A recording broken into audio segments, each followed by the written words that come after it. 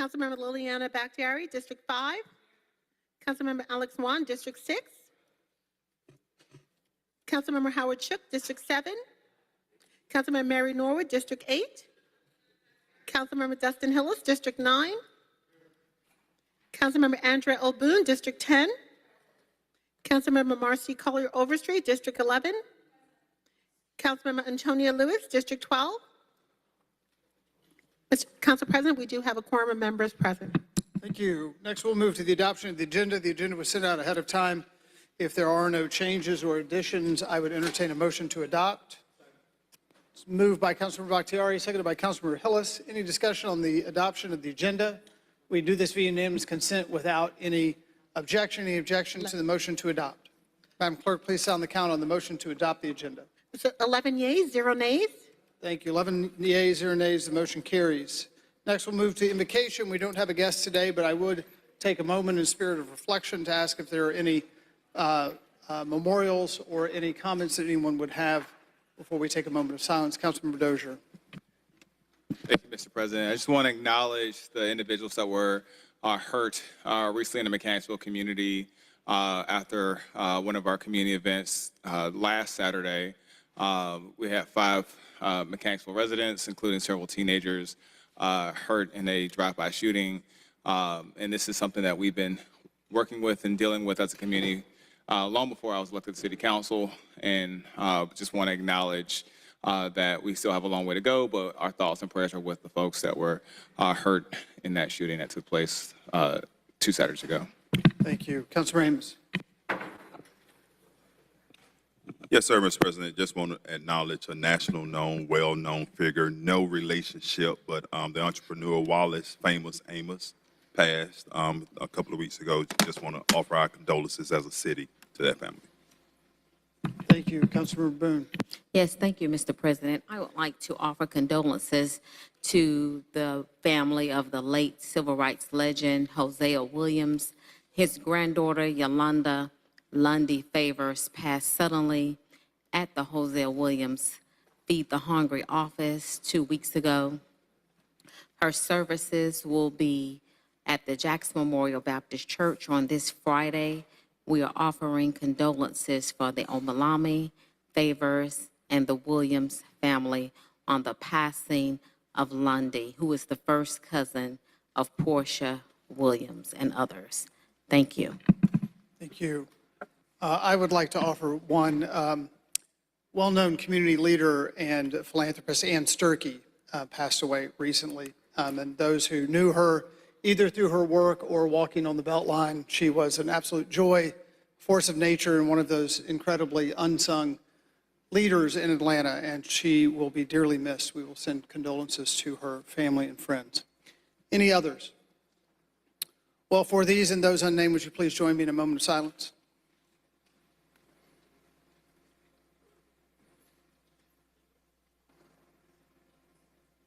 Thank you. Would you please join me in the Pledge of Allegiance? I pledge allegiance to the flag of the United States of America and to the republic for which it stands, one nation, under God, indivisible, with liberty and justice for all. We do not have any proclamations, commendations, or special awards today, so we will move directly to public comment. If you do give me just a moment, and I will get the list from the clerk. Just as a reminder, if you have signed up, you will have up to 2 minutes to speak unless you've been yielded time by others as part of the process. And then I will try to call that out. I'll do my best to pronounce everybody's names as they're written on the sheet. And if I get them wrong, please do correct the record at the microphone. Just a second.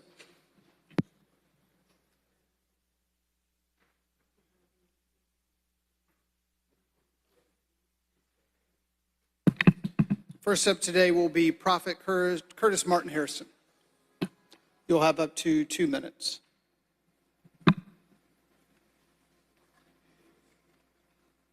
Prophet Harrison. Next up will be Ron Shakur. You'll have up to 2 minutes.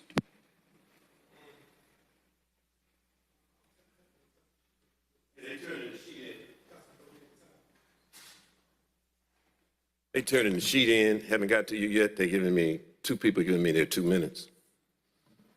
If you want to bump me down, that'll be okay. We'll come back to you. Next up will be Henry Jordan. You'll have up to 2 minutes.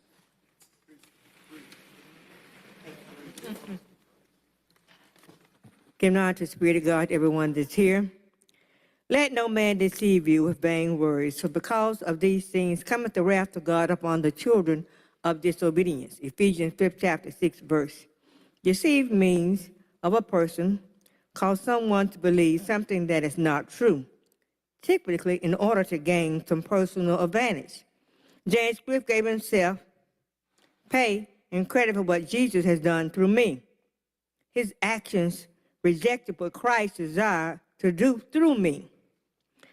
For fret not thyself because of evildoers, neither be thou envious against the workers of iniquity. Psalms 37 chapter 1st verse.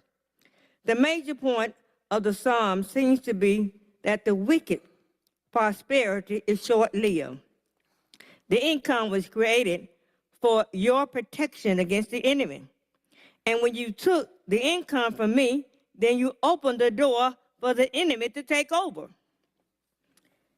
And the nations were angry, and thy wrath is come, and the time of the dead, that they should be judged, and that thou shouldest give reward unto servants, the prophets, and to the saints, to them that fear thy name, small and great, and shouldest destroy them which destroy the earth. Revelation 11, chapter 18, verse. Those who have tried to destroy the earth will themselves be destroyed by God. The wrath of God is come up on the dead and shall be judged, and that ye may put difference between holy and unholy, and between unclean and clean. Leviticus 10, chapter 10, verse. Since, behold, the blood was not brought into the holy place, that is the outer part of the tent of meeting ye, should indeed have it in the holy place. Time's expired. We need Christ's help. If we deny Christ's help, then we lose our power to fight Satan. Thank you. Amen. We'll go back to Ron Shakur. I do have you up for up to 6 minutes.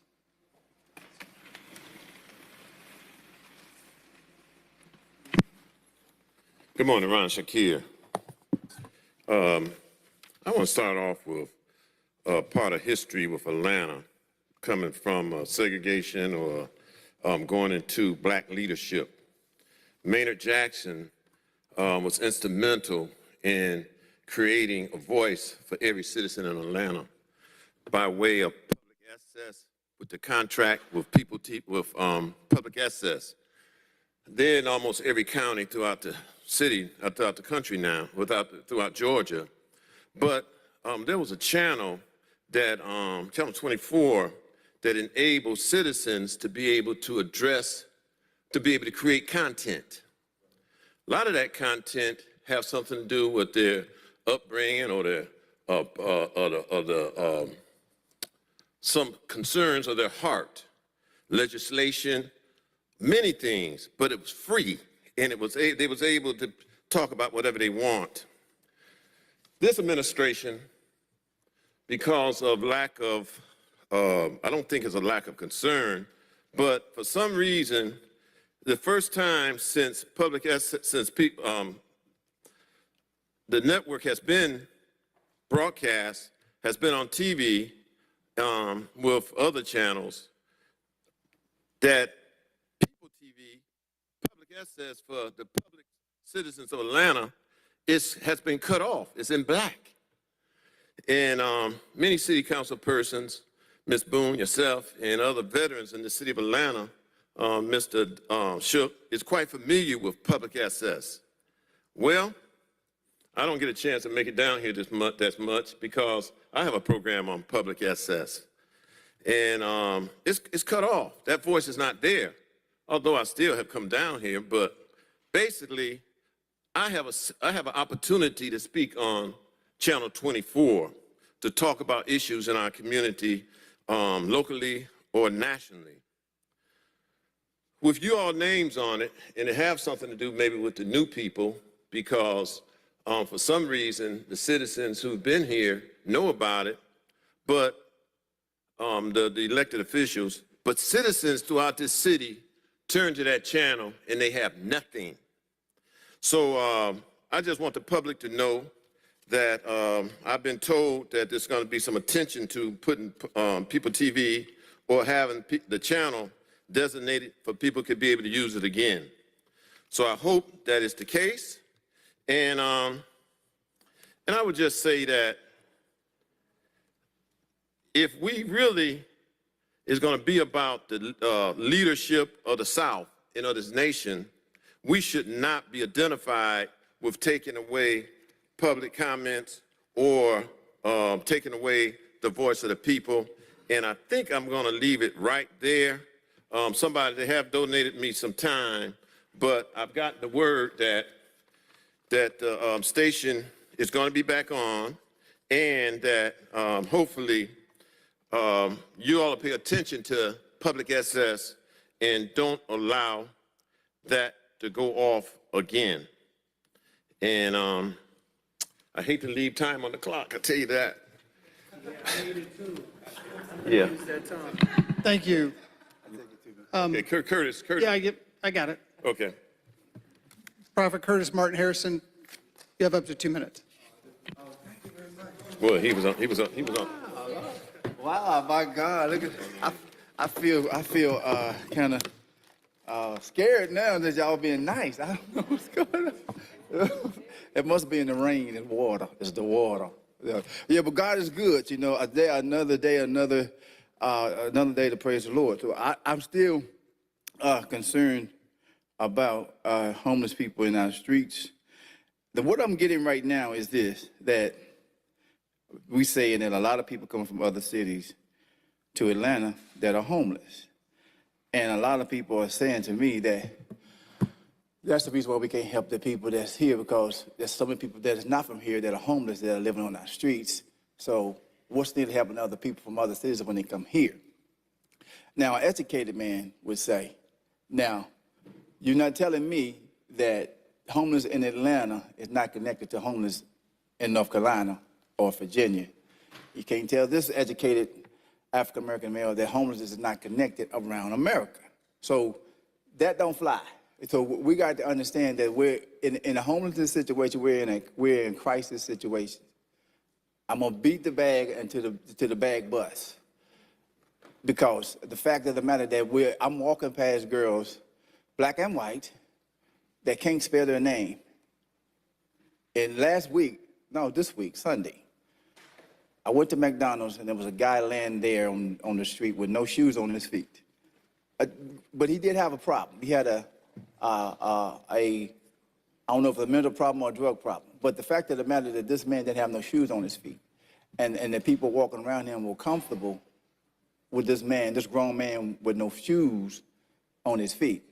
Now, my overall opinion and understanding is that when and where is all this money going? Because I'm getting to something.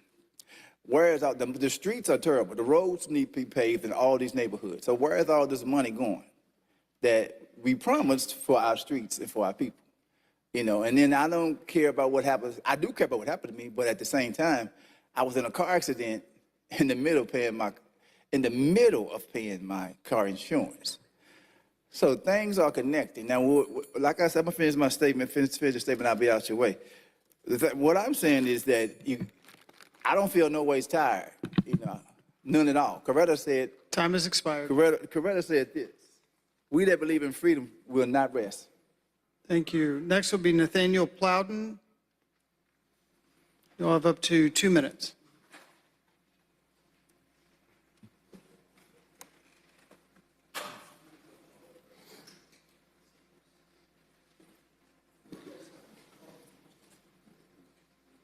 I'll talk. Let me talk for you. I'm good. Okay.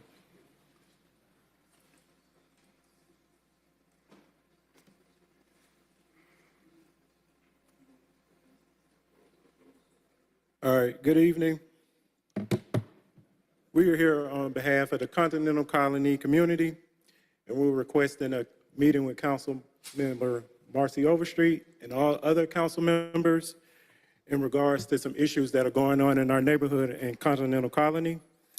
We have been receiving phone calls from some legacy residents in our community about some issues. One in particular, person who keeps calling me in reference I need to talk to the council members about is Ruby Lucas. She's calling me about concerns in our neighborhood, and we would like to set up an emergency meeting to speak with council members and Marcy Overstreet about this issue that's been in our neighborhood.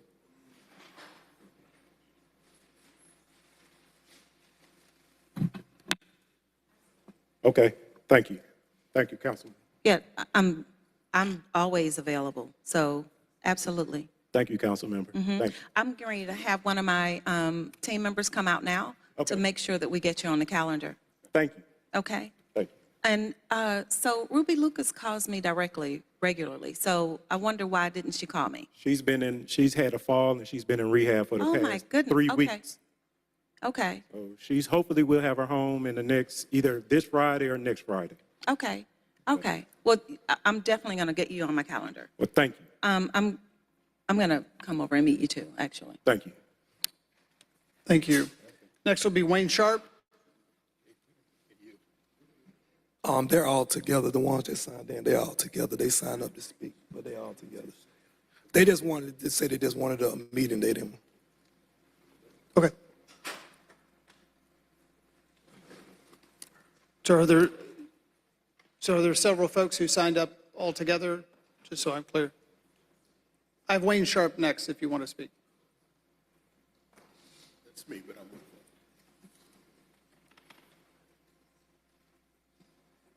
Wilbert Allen, That's who just got done speaking. I got it. So no. Okay. Next will be Tracy Thornhill.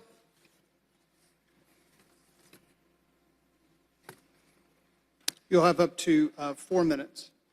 Thank you. Good afternoon. My name is Tracy Thornhill, Executive Director of ASME. I'm starting to feel like people are seeing us and hearing us, but not really paying attention. I attended an executive finance committee meeting, and it was clear that the council had been briefed on everything, but they had not been briefed properly. You know, I went through 6 mayors since I've been here, and over 30 years. I don't pretend to be the sharpest knife in the drawer, but I do have a PhD. I do have a PhD in common sense, and I've seen employees being hurt by people meaning well, but not doing well. You know, real city experience counts. I've been here, and I've seen people get promotions, or what we call involuntary promotions, and lose their civil service rights, and did not want to lose their civil service rights. I had a young lady that came to me that had been here 20 years, and her commissioners, everybody gave her good recommendations, but she was ready to resign in lieu of losing her civil service rights. Didn't get much pay, just got a bump from an 18 to a 19. Maybe not even a good step, but she was losing something that was dear to her, which was her civil service rights. And I don't think City Council fully grasping what this is doing when you collapsing numbers and taking everything down to a grade 21. We don't know where we fit in this. We don't know how you're gonna do it. So when you bring something to City Council, tell me something 24 hours before you go to committee, and then the following Monday, we're ready to vote and pass it. Not saying it's a bad thing, but I think we should work this out. I don't think it should go through today. I really don't. We have a lot of work to do and it sounds so good on paper. Don't get me wrong. I appreciate the mayor for completing this comprehensive study. I commend him on that. But I'm telling you, we need more time. We need way more time, at least another week or two, so we can sift through this and find out where we're going to land. How would you pass something, and we don't know where everybody's going to land at when you get through passing it? We have people, we got 3,400 people that's in our community of interest. We don't know where those people gonna land at. A couple of years ago in Watershed, we had grades 17s go to grade 19, grade 18s go to grade 20s. And when they went to those grades, they came to me, they didn't know that they had been promoted from their civil service protections, but they were. This is a problem. If it is an involuntary promotion, if the person did not ask for it, don't take their civil service rights away from them. If they apply for it, it's a whole different ballgame than if they don't apply for it. We need to know where we stand as far as our grades before this goes any further. If we're gonna cross our T's and dot our I's, let's start there, because I said it earlier, anything less than 3,400, somebody made a mistake somewhere. Thank you. Thank you. Next will be LaPink. You'll have up to 4 minutes due to yielded time.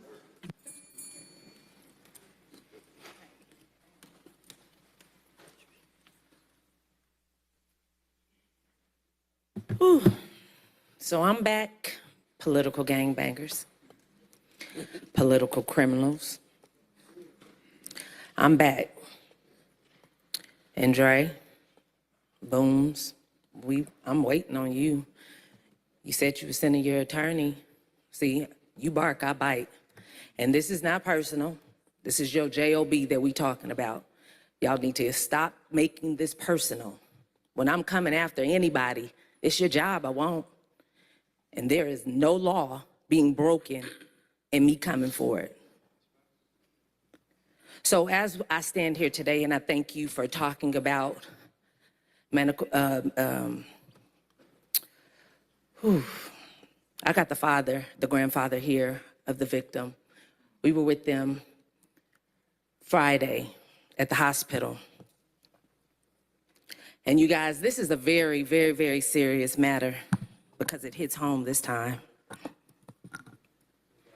And the police officers,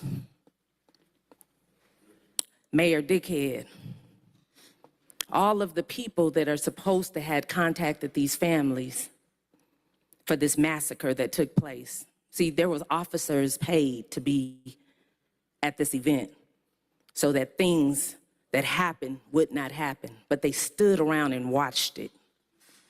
They stood around and didn't do anything. Not one person was caught. Why? Because they became part of the problem. Now we stand here with a grandfather that has questions that he wants answers to. Why the mayor has not reached out to them. The governor, somebody. Not even one of the city officials. Yeah, y'all talk about it today, but have not now one of anybody said anything to the family. You were at the hospital, but this man walked right past you. This is the grandfather of the 17-year-old that was shot in the back. It may not walk. It may not never walk again. Nobody. See, we're tired of everybody sitting around here coming to events, partying.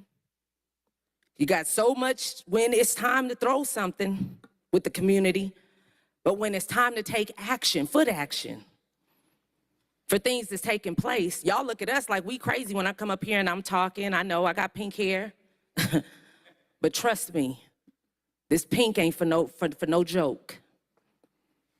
It's to be recognized. It's to be remembered. That's how people remember me, that pink hair. And you'll never forget it. You know why? Because I'm not scared to come up against political gangbangers. And if the shoe fit, wear it. Since your attorney is coming, it'll fall in the line of Sheriff LaButte when he went and got a false TPO taken out on me. And now I have to come for him and his JOB because he filed false paperwork trying to get me arrested for just simply speaking the truth. See, Andrea Boones, she has a community that she's aborting. That's why I came for you. They said you hiding your hands. That's where it came from, your community. See, you forgot about that Cascade skating ring that they waiting for you to come down there and speak on. You forgot about that, didn't you? See, we haven't. The community is tired of y'all sleeping. Y'all supposed to be sheeps of the Most High. Y'all are sheeps of the devil. Y'all sheeps in wolf clothing. Or wolves, I should say, in sheep clothing. It's time for y'all to step up. This family, they need. Why haven't anybody contacted them for assistance? Nobody. Sad. Time has expired. Councilor Lewis. Councilor Dozier. Thank you, Mr. President. To the gentleman, I didn't get a name, so I just want to acknowledge him directly. I want to make sure that we are in communication. Since the incident took place, I've been working with community members, working with the folks that organized the event. I have not got any outreach or no one's reached out to my office, but I want to make sure that we reach out to you. So my apologies that we haven't connected yet, but that's going to change. And so I'm going to step out, get you my card. I want to make sure we're communicating. Unfortunately, in my district, we've had a lot of gun violence in the last 3 months. I've had teenagers killed in Oakland City. We had an incident that we just had here in Mechanicsville just a week and a half ago. Last year, we had another mass shooting in Mechanicsville around the same weekend. And this is something that I take seriously. And so I want to make sure that you know that I stand with you and your family to make sure that you get the support that you need.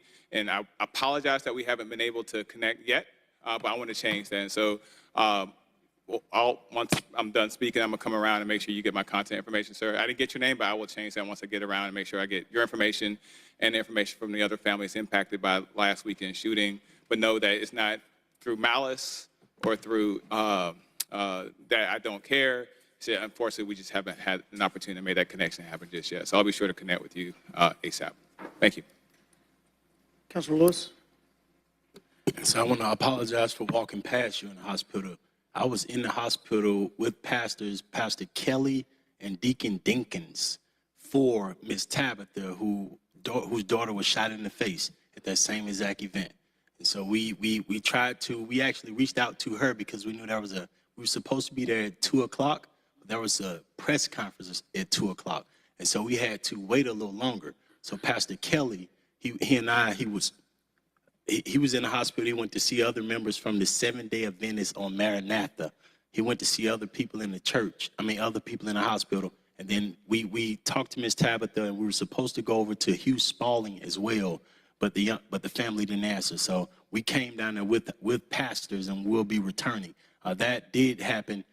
That did happen in the other part of the city, but we were as open as possible because I am from here. Miss Tabitha and my father, he's been down there probably every day since. My father's been down there every day since. And my support of the organization Mothers Against Gang Violence, that's Miss T.K. Shields. I talk to her every day. She's been down inside of this, working with We Cares fully, but we do know this did not happen in District 12, but we've been as on site as that is possible. Next up will be Reynard Burrell. You'll have up to 4 minutes due to yielded time. Good afternoon, members of the council. My name is Reynard Burrell. I'm the executive director of the Federation of Public Service Employees. My schedule did not allow me to attend last Wednesday's Finance and Executive Committee meeting, but I did watch the tape. This study has been a long time coming. We are excited about the implementation, but we waited too long not to get it right. We have to be careful about unintended consequences. Yes, we recognize and appreciate the $40 million investment in our employees, but it will be all for naught if we don't understand or respect the employees' community of interest, which are clearly defined in the existing city ordinance. It will be all for naught if we can give the employees a raise with one hand and then strip them of their civil service protection with the other. We are concerned by some misrepresentation or perhaps misunderstandings made by the committee meeting by staff. We will share our concerns directly with the staff. Our concerns aside, we believe the administration, the council, and with strong collaborative leadership of the mayor, we will get this right. You know, Atlanta is a special place. Our greatest and yet most underappreciated asset is our civil servants. They give a lifetime to our city, often in obscurity. Allow me to share a true story with you. Their names are Mo Ismail, Carnell Smith. And unbeknownst to them, they were somebody's bridge over troubled waters. Now, I don't know them, but I know the story. It was the mayor's year of the youth summer job program that brought an intern named Jason Saunders to City Hall, a student at Georgia State, raised in Southwest Atlanta, and in your district, Councilwoman Overstreet. This student worked at the IT help desk at City Hall as part of the Ames team. During the course of his internship, Jason's father, Raymond, suffered a traumatic head injury. His dad has been in a coma ever since. You may not understand this, but City Hall became Jason's refuge. Neither his bosses or his coworkers knew his pain, nor did they know his father, Raymond, laid unconscious at the Shepherd Center. But his supervisors were kind, the work environment pleasant. Through the mayor's program, Jason was mentored with a caring heart. Thanks to his supervisors, he was able to escape, even if just temporarily, the pain of his new reality. Perhaps Maya Angelou said it best. People will forget what you said, people will forget what you did, but people will never forget how you made them feel. To Mo Ismail, Carnell Smith, I say thank you for being kind and a good civil servant. To the council, I say we will figure out the salary structure, the community of the interest, the pay grade, the process, and everything else related to the salary survey.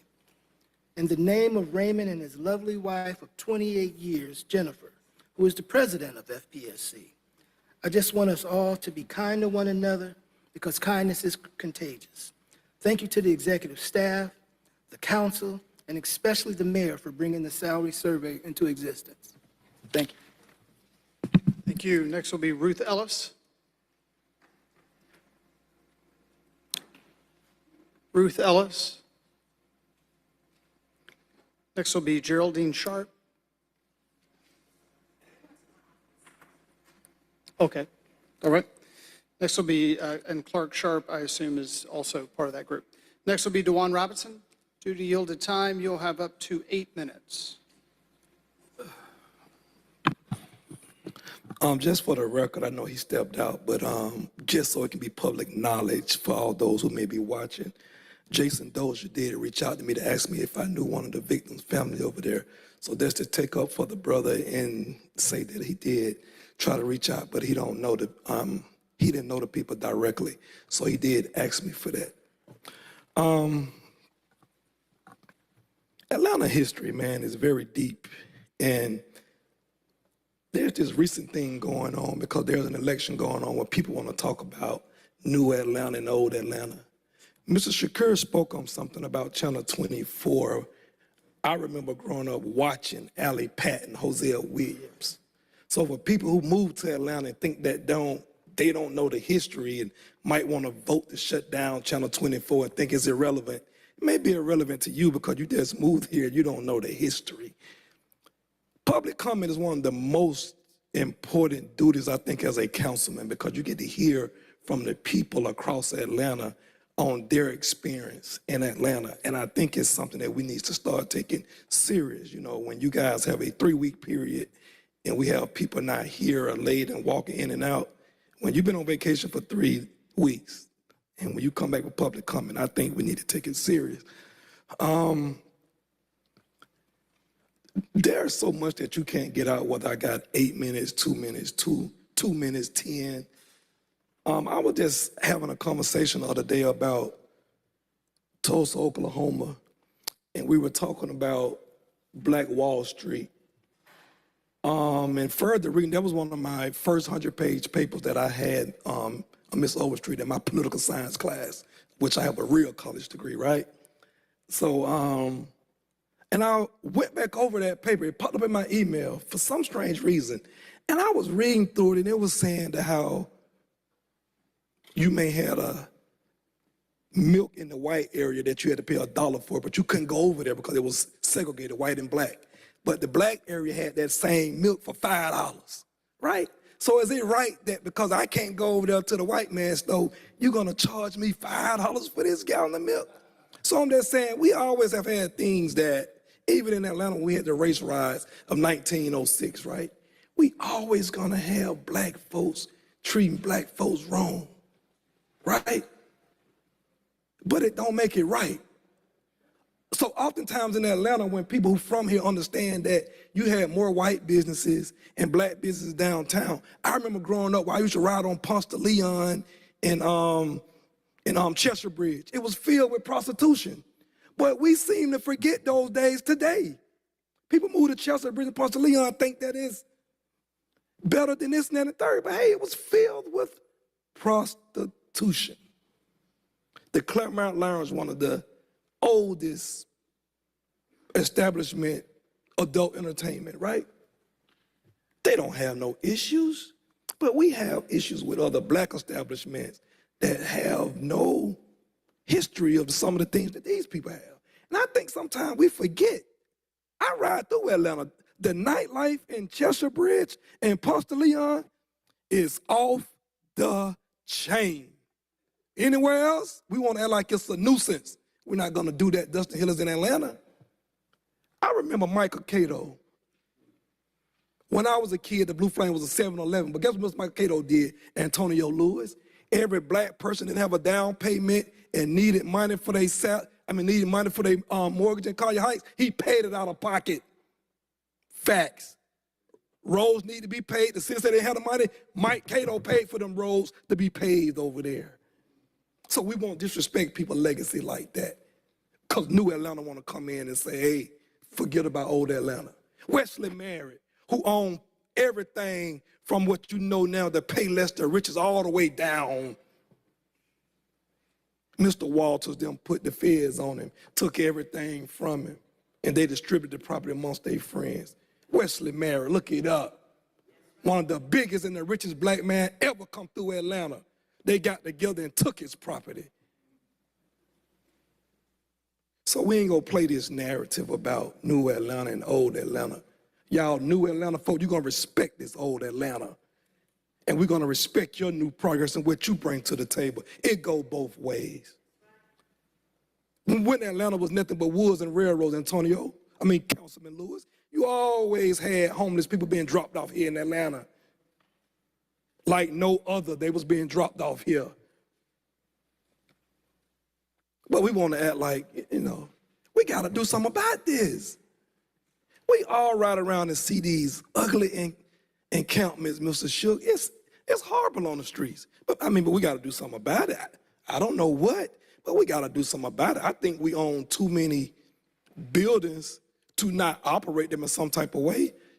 I think we let the county off the hook. It's a county issue, but we step our nose in it and somehow people think it's a city issue. It's a county issue. But the problem I have is that we so unique out of anybody in America. We sit right here, the Gold Dome sit there, the two Twin Towers in the State Building sit there, APS sit right there, our magistrate court sit there, our judges and our sheriff and everybody on the county commissioners sit there.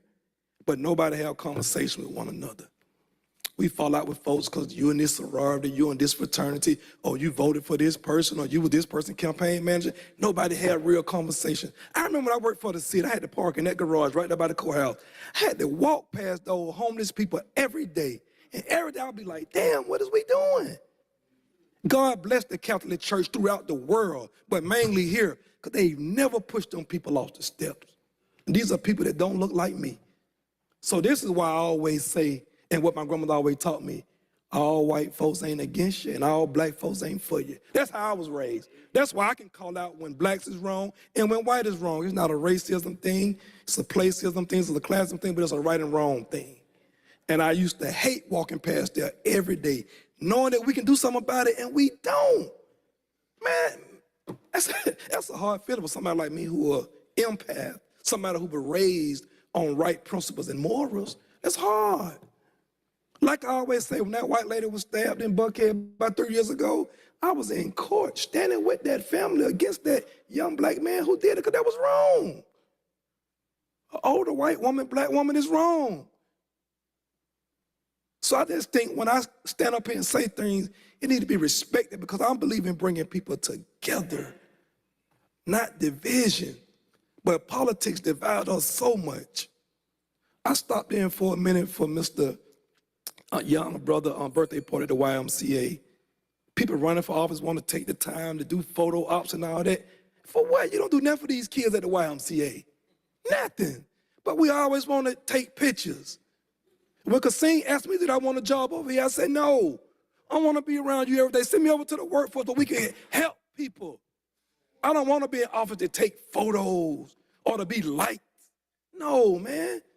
Like one of my council members told me, I've been who I am since kindergarten. I don't care to be liked. I don't need this job for women or money. The will of the people. Thank you. Councilmember Lewis. Dr. Robinson, I want to make sure I tell you that it's going to take some innovation to get some of this stuff done. The politics is long-standing in this city, and when you think about it, it's long-standing. As a new person involved and to see it, to be involved and to understand that if I don't vote the right way, I may not get this done sometimes, right? And so I will say that one thing we fought for, we ran on, and we worked with the community. Mr. Michael Hopkins in Hammond Park was a huge part of this, is the Fulton County Behavioral Health Crisis Center, right? And so that's something that we got right on Metropolitan Parkway. It's 2805. That's a building that, when you think about the space, the state of Georgia, the federal government determines how many you need, how many crisis centers you need in your county, right? The federal government does. Then the state has to accept the funding, right? Then it comes down to the county, then the local folks, right? And so myself, Mr. Hopkins, Ms. Fran Calhoun over at the Fulton County, when you think about our state senators, they fought to get this, but man, the community fought to transform a building that was not being used into the Fulton County Behavioral Health Crisis Center. And that's something we got done in term one. If you look at my campaign site, we ain't changed it since. That's something that we know we needed in our county. So we're supposed to have 3 to 5 in this county. We're going to get 3. We should have 5, right? And so just know that there are some things that we're supposed to have that, if innovative, I think we got the right council to get a lot of this stuff done too. Thank you. Yes, I believe in this council. Thank you. Thank you. Next will be Siegfried White. Due to yielded time, you'll have up to 4 minutes.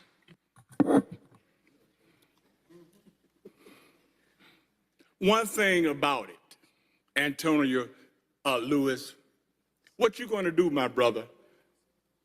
My name is Reverend Siegfried White. Brother Leonard has been my friend for over 20 years. And one thing you will not do, my brother, is act like when I saw you at Grady, you passed by me. You didn't speak. You had a blue shirt on, and you had short pants on. And I told my friend of 20 years, if this is the grandfather of the person who's laying in the hospital, I don't want to toot my horn, brother, and whom we went and prayed for. Also, Lady Pink took food to the family. Councilman, one thing about it, my brother, I don't know what, Councilman, whatever personal thing that you have against me, I don't know what it is. You talked about other preachers, but I did tell my friend later that you the council person and you walked by and you ignored me at that end. Also, Jason Dozier, also I saw him in Mechanicsville when they had that event at the Mechanicsville. I saw him out there. He was out there. What I'm concerned is all the president, Shipman, all the other city councilmen haven't said anything. 5 people were shot in Mechanicsville, and there are no arrests. I want to know what Mayor Dickinson is doing. When they had these meetings, why wasn't the mayor outside? Why he didn't come to the meeting? Mayor Dickinson, why didn't you come to the meeting? Why wasn't there more city council people at the meeting? Boone, why you wasn't there? Winston, why you wasn't there? Farrakhan, the name, District 2. Who else? Shipman, Schultz. Why you all wasn't there? 5 African-American people were shot. There has not been arrests. We need to have a press conference finding out why there is no arrest. Is it because they look like me? Is that the reason? There are cameras in that community. I went there. I'm in the community. I went there on the day in which the Mechanicsville reunion was being held. I was there. I began to commend the organizer, Brother Dip, Martinez. I said, there's some policemen here. I said, everything looked to be good. Later on that night, we found out that this man, and also Miss Carby, we went. So we are praying. Everything's going to be all right. We're praying to stop this violence. In Westmoreland, we need your help too. We need all of city council help. A person was shot, two brothers. A mother's burying 2 mothers. We need something done about this violence. We need something done now. And we demand answers from the police department. Why these people have not been apprehended? Why? Anybody got any answers? Why? Sister Boone, where I'm at it also, you do remember when Reverend White was taking men to the old Adamsville Recreation Center. It was closed. I had to go back and tell men that the old Adamsville Recreation was closed. You do understand, Reverend White, they said, got to go to court because he was given a criminal trespass. He was put in handcuffs for preaching the gospel, trying to help homeless men at the Atlanta Medical Center. But God's going to take care of that situation. I promise he will. So, Brother Leonard, we're praying for you. Time has expired. Thank you. Next will be Robert Marshall. And he said my name. Oh, sorry. Councilmember Lewis, go ahead. And, sir, you did see me at the hospital. I did have on a sky blue shirt and shorts at the time. I just left a senior tour. I spoke with Miss Tab, the mother of a young person who just got shot in the face at that same exact event. I was actually at Mechanicsville Day that night. Before it became nighttime, I went up and spoke with Dip. I actually even told him before it started getting out of hand that the crowd of young folks who were popping firecrackers, I actually stopped him to tell him when I saw that. I didn't see you at the hospital, as you see Ms. LaPink, who said that she saw me on the phone the entire time. I was able to explain to her what I was talking to. My mind was on the young lady who my father treats as a niece. And what I did was on Thursday night, Ms. Tab called, but I know I don't owe him nothing, but I owe the family a real respect. So Ms. Tab called me. I finally got in contact with her on Wednesday. By Thursday, I reached out to the hospital because it's not in my district. And I reached out to the hospital to make sure that I found out it was 10 people shot, not 5. 10, not 5. I know you keep saying 5, 10. Okay. Right? And the community knows 10, not 5. So 10. I want to make sure you know that number, right? And so I made sure that we had the commander of the hospital reach out to the family, make sure they was comfortable. And the moment I can get down there was when I got down there. But before I did that, she told me no pastors had been down there. She told me she talked to Mr. Clay. Mr. Clay is trying his best to help. In constituent services, he's trying his best to do everything he can for the families. The moment I was able to get down there, I brought some pastors because she told me they wanted to be prayed for. And anytime somebody want to be prayed for, you bring pastors. My mind was not on you at the time period, brother. And had you tried to stop me, I probably, because how many times you yelled at me in public, I probably would have kept walking. Well, like I thank you. It's not about you. It's not about me. It's about the victims who have been shot. It's about them. But like I said, we still need some arrests in these circumstances.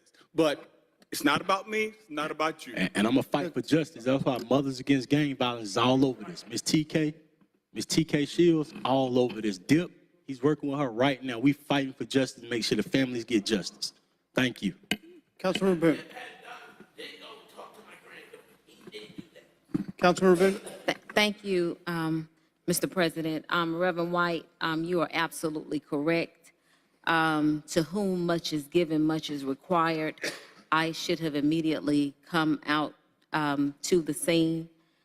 I was not able to come at the moment, but you are absolutely correct. Upon learning that Marquise Cozy's sister was shot, I immediately called him. He gave me his mother Tabitha's number, and I have been in contact with her. And I will continue to be in contact with her. But you are absolutely correct. I should have come to the scene. Thank you. Thank you. Next will be Robert Marshall.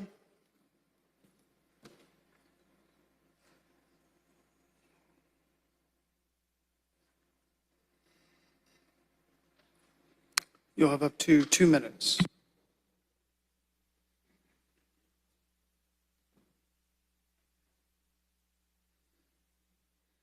Thank you. I may need another minute or two.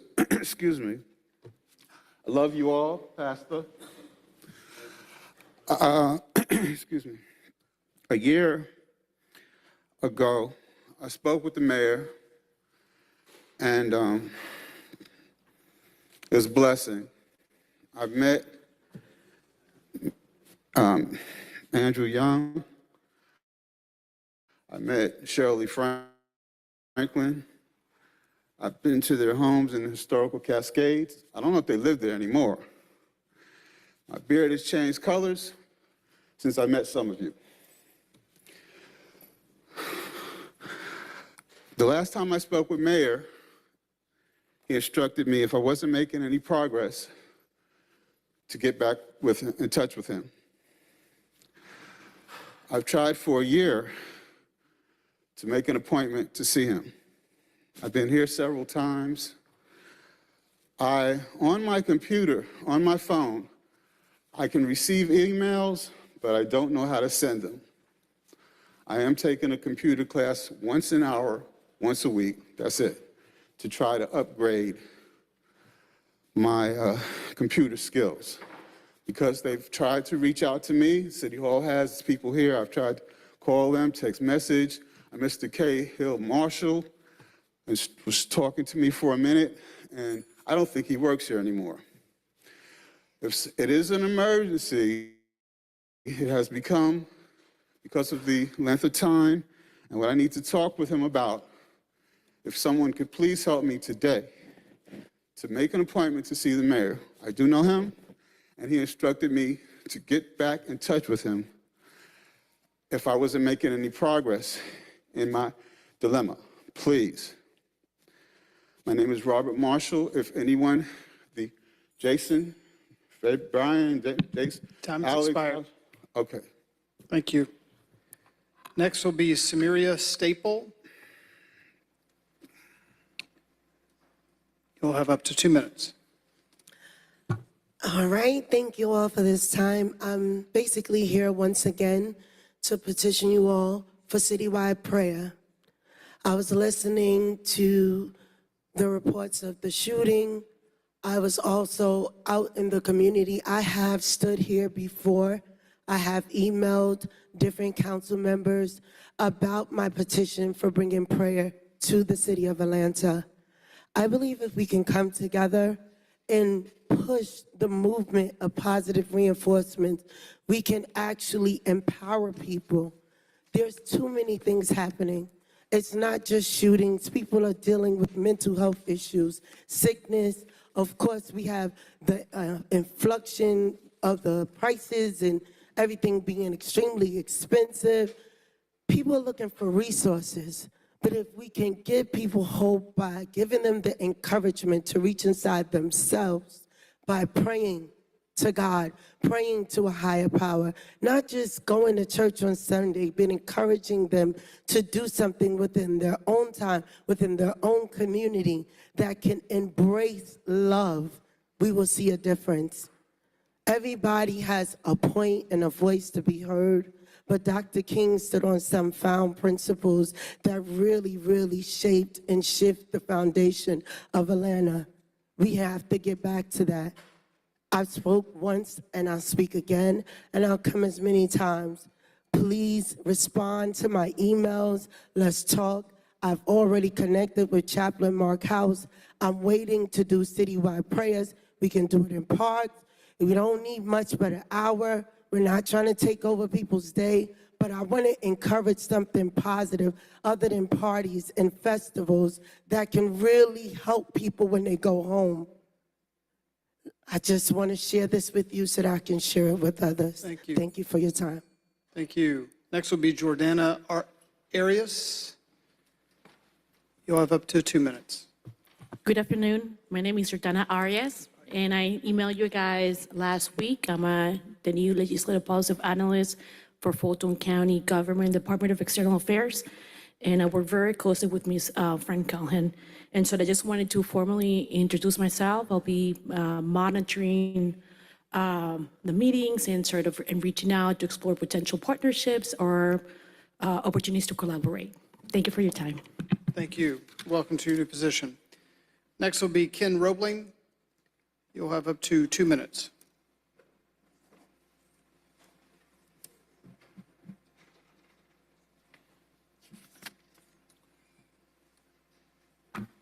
Good afternoon.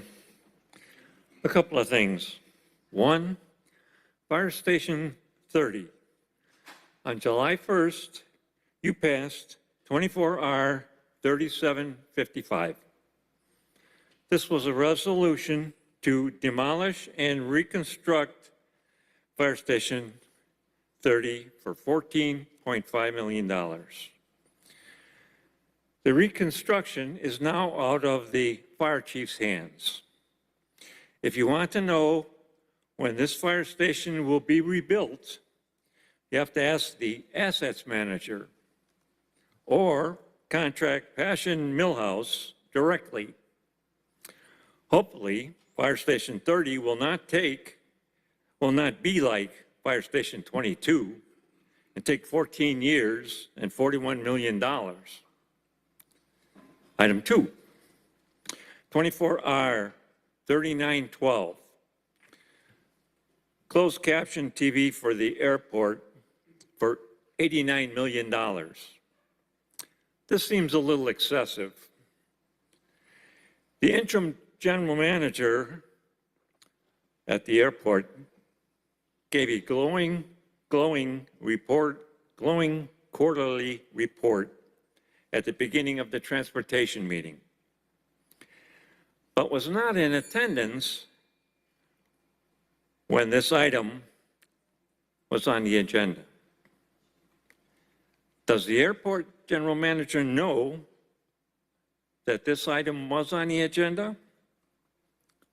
This reminds me of the airport $33 million vertical transportation system upgrade. That only cost $3 million. Thank you. Thank you. Next will be Jay Wesley Day. You'll have up to 2 minutes. Jordan. Somebody will come and get them from you.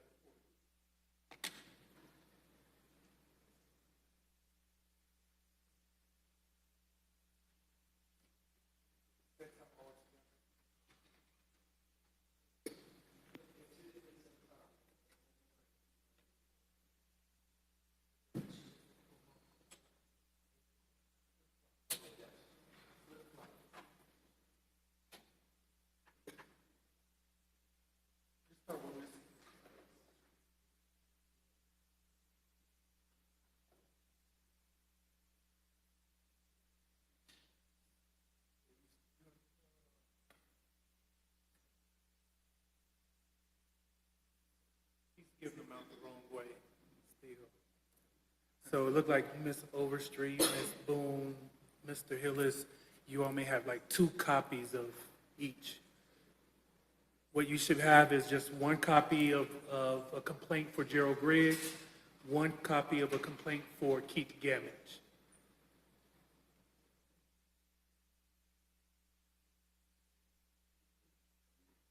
Some of you are. We'll get it figured out. Go ahead. We'll make sure everybody gets 1 of each. My name is Jay Wesley Day. I was beaten in 2018. I'm really tired of telling this story. We stand my entire life to say justice for all with the Pledge of Allegiance, but yet I can't get justice when it really should be a simple, open, and closed case. Ms. Liliana, you asked me for the video. Did you receive it? I sent it, and I looked through all my emails from you. You never requested the video, but I had sent it many times. I sent it again. Did anyone else get the links to the video I sent? Because I copied the rest of the council. Nobody else got it. Okay. I'll resend it again. You know, I don't know. It's just so, it just makes no sense. You know, I'm with DeJuan in the sense of, you know, Black people aren't always with you. I mean, in my situation, there's been not 1 Black person to help me. Not my pastor, Reverend Warnock. Not Keith Gamage, who claims he's fair, he's smart, and he's restorative.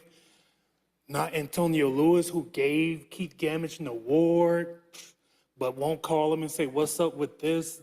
You know, my councilman, Byron Amos, was my councilman. Like, I just don't even know what to say and what to do. Y'all keep stretching me to further and further intentions to get justice. You know, what did I have to gain by causing any trouble at the Joystick Game Bar? Here's some legislation you all should think about passing. Because you are security at a bar or a bar owner, if you think someone is giving you trouble, you don't have the right to beat them or kill them. As if you're a bar owner, as I have once been, I own Boogaloo Lounge on Ponce de Leon. I've trained my staff, if we should anticipate drunk people. Time is so we expired. don't beat them into a coma and we don't kill them because they're not doing something we want them to do in our establishment. They had Time no is right expired. to do this to me. Thank you. And I have it on camera. Like, so now you're making me file a complaint with the state bar against Thank you. Your Gamage time and is Gerald expired. Griggs. Somebody just take the time and read. Thank you, Mr. Day. Read. Next Liliana, will be- you promise you're going to help me. Are you going to help me? At Councilor the Buck, last council meeting, you said... your send time me is the expired, Mr. Day. Councilor Bakhtiari? Mr. Day, I'm going to try again. The last email correspondence I have from you was from last month concerning your mother. There is nothing about a video. You need to send videos. You also need to go to Fulton County. This council does not have purview over Keith Gamage. Fulton County does. I am very sorry for what happened. I am not done speaking. I am not done speaking. I am not done speaking. I have spoken to you. My members of my team have spoken with you. They've asked you to send videos. We have had this conversation. I want to help. This was before my time on council. I am an extension of municipal government and the law. I cannot go to someone and say this happened on this date without evidence. If you file these reports, and I'm looking through my email, there is nothing that's been given to me that I have anything to stand on to go hold them accountable. I am happy to do that, but you have to email me. You can come up here each week and do this, and we can keep on playing, and we can keep on doing this, or we can make advancements. You can come here and state this, but there is no email in my inbox, and I email back every day. I am extremely responsive, accessible. I have public meetings twice a month, and there is not a single community meeting in my district that I do not attend. I will work with you, but you can either keep coming up here and saying this, or you can send me something to work with. And it was before my time on council, so I cannot go when I do not have legal evidence because I was not a sitting elected when this occurred. And again, I would encourage you, again, to reach out to Fulton County and speak to them because we do not have any authority over Keith Gamage. We are talking about 2 different bodies of government. Excuses are tools of incompetence. And choosing to be ignorant and not accept help when people are trying to offer it to you is also a form of something. I would be glad to help you. Sending it to you right now. But I can't if you don't send it to me. Councilor you. Lewis? Mr. Day, Mr. Gamage Attorney Gamage earned the proclamation that we gave him for his commitment to restorative justice. His commitment to restorative justice has been known and renowned across the United States of America, and I'm proud to have given him his proclamation and for his participation into restorative justice. Thank you. Next up will be Shamari Owens.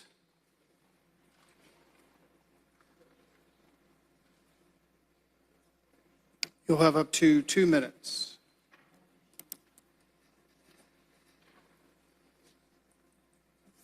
Thank you for your time, City Council. Thank you, all City Council members, just for being here and just listening to me for the minute 53 seconds that I got left. My name is Shamari Owens, and I'm a City of Atlanta firefighter, and I have the pleasure to serve this community and the honor to help out as citizens, and I'm actually a resident also. I'm here today because for 5 years, I have not been paid for doing said job. For 5 years, I've done a job, risked my life, put it on the line, went into burning buildings, done a whole bunch of things, and I've not been paid. I've not been paid for 5 years. I went through, we have systems in place with the City of Atlanta for not being paid. I filled out the documents and I went up and it went up the chain and it was found out that, hey, he wasn't paid. So it came back and it said, you should be paid.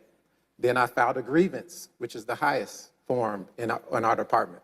I filed a grievance and it went all the way up to the fire chief, the current fire chief, and it came back from the fire chief with Mayor Dickinson's name on it, his letterhead, and it said I'd be paid in exactly 60 days. That was a year and a half ago. And I just would like, just basically the compensation that I've already worked. I filed all the documents the best I can. I went and seeked out lawyers, and they don't want to go against the city because they are, a lot of them are friends with the cities and, you know, city councilmen.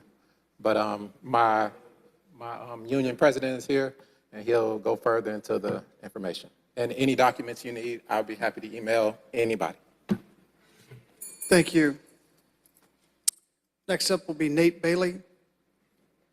Due to yielded time, you'll have up to 6 minutes.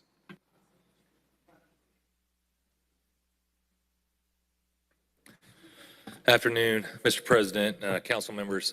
Nate Bailey, President of the Atlanta Professional Firefighters, also President of the Professional Firefighters of Georgia.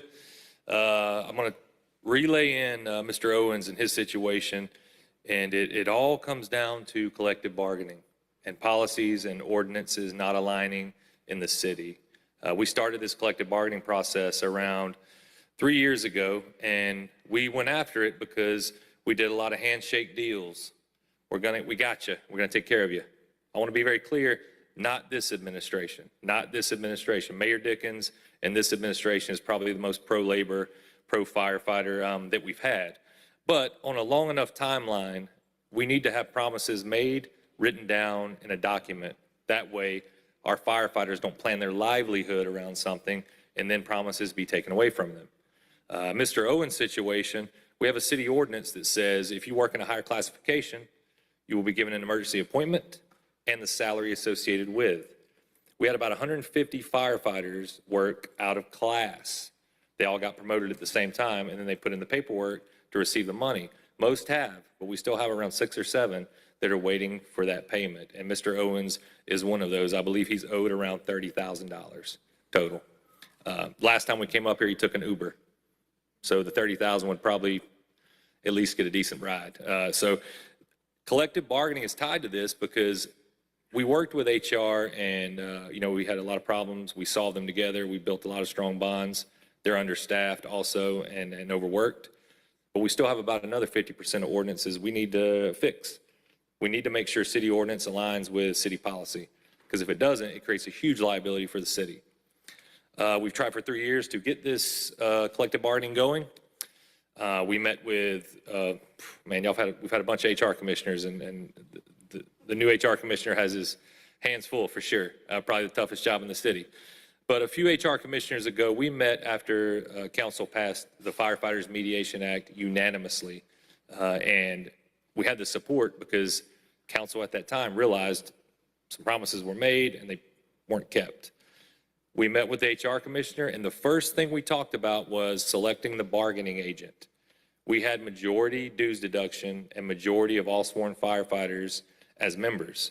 It was still during COVID, and the city didn't want to do any type of person contact or voting. So it was decided, you're already in the city ordinance as the recognized employee organization for all firefighters. There's only 3 other recognized employee organizations in the city. So it was decided then in that first meeting that you all would be the bargaining agent. We said, okay. We called the IFF in DC. They said, if the city's on board with it, no problem. It was during COVID. We started bargaining.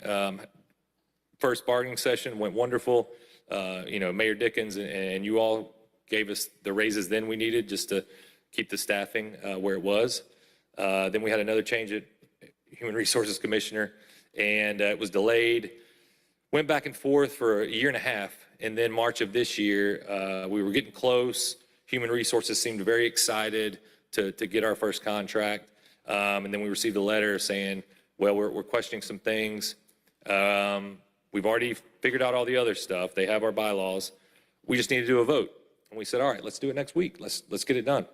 And that was 4 or 5 months ago. And we got to get this vote. My specific ask for you today is get this vote, this situation solved in the next 30 days. Like, it cannot be prolonged any longer. It absolutely cannot. No more runaround, no more saying we'll try to get to it next year, next month. If you question our validity as an organization, that's big in the labor world. Sometimes we get asked for favors by the administration. We don't know why they're important. We don't know why certain things are important to y'all. But if you say, hey, it's important to us, it's important. Getting this vote completed is the number one reason, the number one ask. That's half of the booklet we handed out. The other half is also very important. And if we had bargaining, it wouldn't be such an issue. And we have to address that as well because it's going to decrease morale big time. As firefighters, we're 3 times more likely to get cancer. We live about, they say, 8 to 10 years less than the average citizen. We work a whole 30 to 50% more than all other 40-hour employees. And all we're asking for is meet and confer. Let's meet, let's talk, let's solve these problems together and come to an agreement, and let's put it in writing. It's only good for 1 year. I mean, there's some at the Capitol that don't like this. There's some government associations that don't really like this. But in discussions, because we have friends down there, it's collective bargaining light. There's no binding arbitration. To get to the table and solve these problems like Mr. Owens has, and there's other ordinances that we're not following. So when members come to us and say, hey, we need to take action, we've been always saying, let's just get to the table and we'll solve it at the table. That way we can protect the city, we can protect us, and we can move forward. That's all we're asking to do.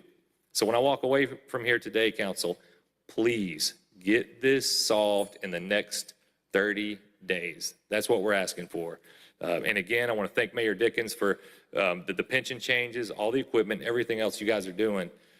But if a new administration comes in down the road and we don't have any type of protection, all the money y'all spent and all the work y'all have done can be taken away.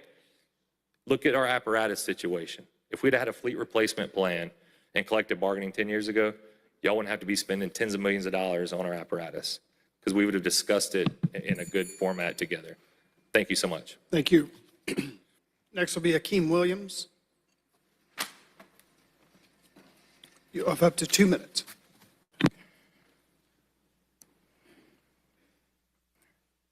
Hey, how y'all doing? Akeem Williams. I'm coming here as a concerned citizen in response to the Mormada audit that was released today. In particular, there's been, since 2004, since the Honorable Shirley Franklin administration, there's been negotiations around improving the transit in the city of Atlanta across all the districts. In particular, the BRT line against Northside Drive and Metropolitan has been something that's been studied, and it's something that we need in order to move people across the city. I attempted to come here today using MARTA, And as you all know that we have a 1 out of 10 chance of catching a bus, and the bus was canceled today, Route 58. So I'm just concerned about how my seniors in Grove Park get around from day to day. Also, students. MARTA does not go to every high school. We know that APS has an issue with hiring bus drivers, and so does MARTA, and yet they don't have a bus transportation plan for each high school so that students could get back and forth from school to work, what have you, in the evenings. I really think that they should look into that plan. I brought it up to them. Also, the concern around morale around the employees at MARTA, the drivers. I've heard that they did get a pay increase of about 50 cents, but like a driver asked me, how do I still stay in the city of Atlanta, and I only been here a year? They say it takes them about 5 years in order to sustain, in order to grow, to stay in the city of Atlanta. So what type of programs can we make to make it easier on the drivers? I would also encompass that the Bankhead Street extension project be more than just an extension project. We also need that platform to be a master development plan, which they came to the community and said that they was going to put housing and all this other plan into it. Now it's just a platform extension. Over at Westlake MARTA Station, Westlake MARTA Station is supposed to have an amphitheater outside and more projects and everything. I don't have enough time to tell you about all of it, but the reports are out there. Please go back to the reports, the original plans, and tell MARTA to step up to the plate and get these capital improvement projects done. Thank you. Thank you. Next will be Matthew Rao. Due to yielded time, you'll have up to 4 minutes.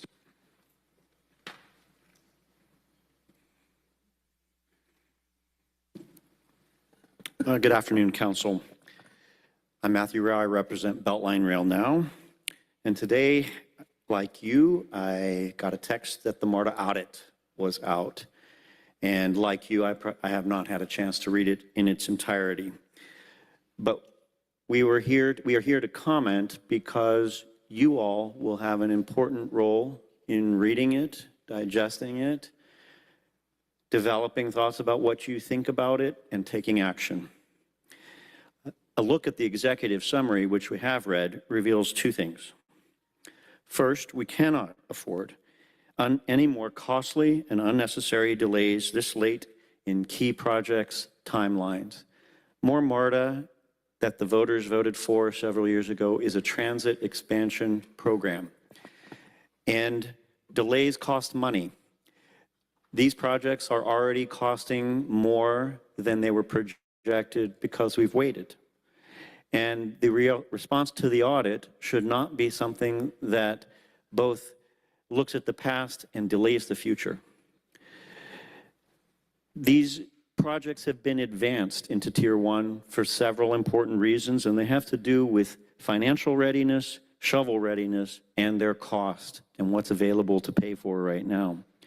Second, regarding the recommendation that the current IGA framework is insufficient to meet this moment, we agree that a rework needs to be done and a different voice found for you, our city council, to become a partner, not a bystander in the process.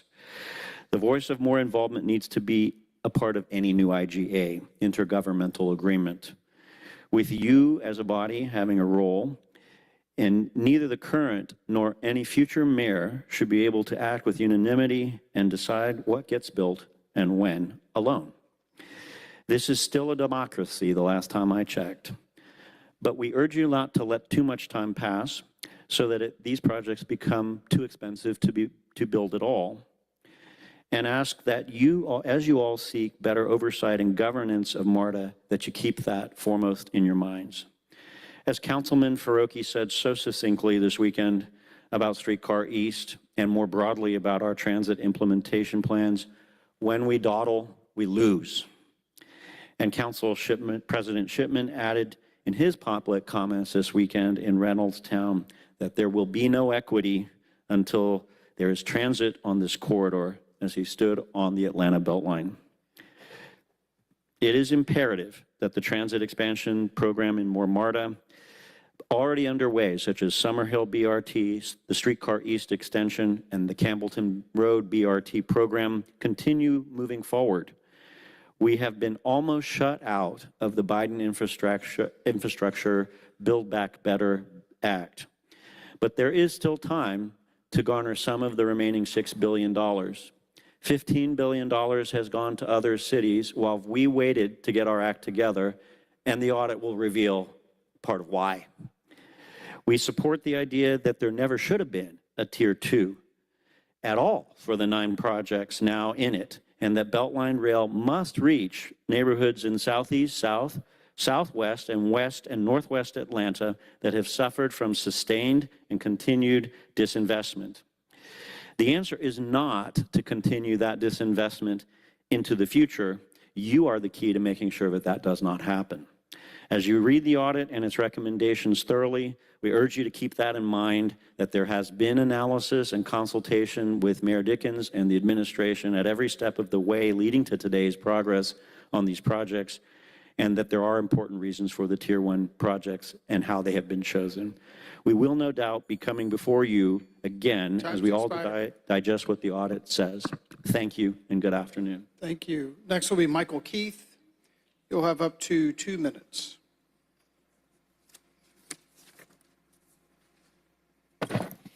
Hello, I'd also like to speak about the Beltline Rail and just say how important it is to me and a lot of the other citizens of Atlanta. I live in District 5, but this isn't just something that helps people near where I live. This is something that connects all of our districts together. And this is something that will help me be able to get to the grocery store when it's raining, when it's 100 degrees out, whatever the situation is. Right now, it takes me 45 minutes to walk to the nearest grocery store, and that's just my situation. And the 45 neighborhoods that this will connect is going to help so many people. And I just want to say that this is incredibly important. And the funding, you know, we have a lot of the money here. And I don't think that that's the issue here. So thank you so much. Bye. Thank you. Next will be Oliver Hines. You'll have up to 2 minutes. Good afternoon. It's been a while since I've been here. I'm a business owner downtown Atlanta. I run a micro business for the last 14 years. Councilman Dozier, I'm in your area. About 8 years ago, I've been down there 14 years, but about 8 years ago, I had started my own youth program. So since that time, I've had one lady to graduate from Grambling. She went back and got a master's and got a PhD. Had a young lady that started with me in junior high school, stayed with me in high school, went to Georgia State and got her undergraduate degree. Last year, I had 8 students, 2 from LSU, 1 from NYU, 1 from Georgia Tech. He's an aerospace engineer student, and 1 from Stanford. These students are still working with me today. Recently, we started a program with an after-school program that's being ran by Georgia State University that will probably kick off in September. Right now, I'm paying security officers to maintain my area because the parents is not going to send their kids downtown unless they know that they're safe. I need some help in that area because downtown area, around the Ferris wheel, around Aquarium and the World Coat, it's beginning to get bad. You know, I've been there for quite a number of years. I've been up just in that area alone 10 years. So I've seen the change. And Councilman Dozier, I would like to meet with you or any other council member to discuss the program and also to see what we can do to maybe just have an officer just ride by, if nothing else. Because this program has worked very well, and I like to see it continue to work. Councilman Dozier. Thank you, Mr. President. Thank you so much for coming down here, Mr. Hines. I'm going to step out to make sure you get my information. I would love to learn about the program that you're running, and I would love to connect you with Major Hines, the Zone 5 Zone Commander, to make sure that you can have a direct connection with APD to get the support that you need. But I'll follow up with you right now. Okay, thank you so much. I really, truly appreciate it. Thank you. Next will be Devin Barrington Ward. Due to yield of time, you'll have up to 4 minutes.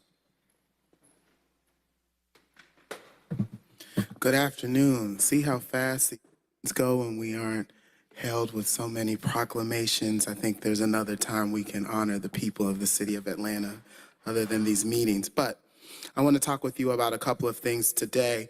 First, the Reparations Task Force. It was brought to my attention that there are still seats that need to be appointed on the Reparations Task Force. It's really important that we appoint these seats because reparations is about an acknowledgement, and it's also about a repair. Recently, this body passed a proclamation, passed a resolution honoring and saying that we need to keep AP Studies in our public schools across the city and across the state of Georgia. We need to see that same energy applied to the Reparations Task Force.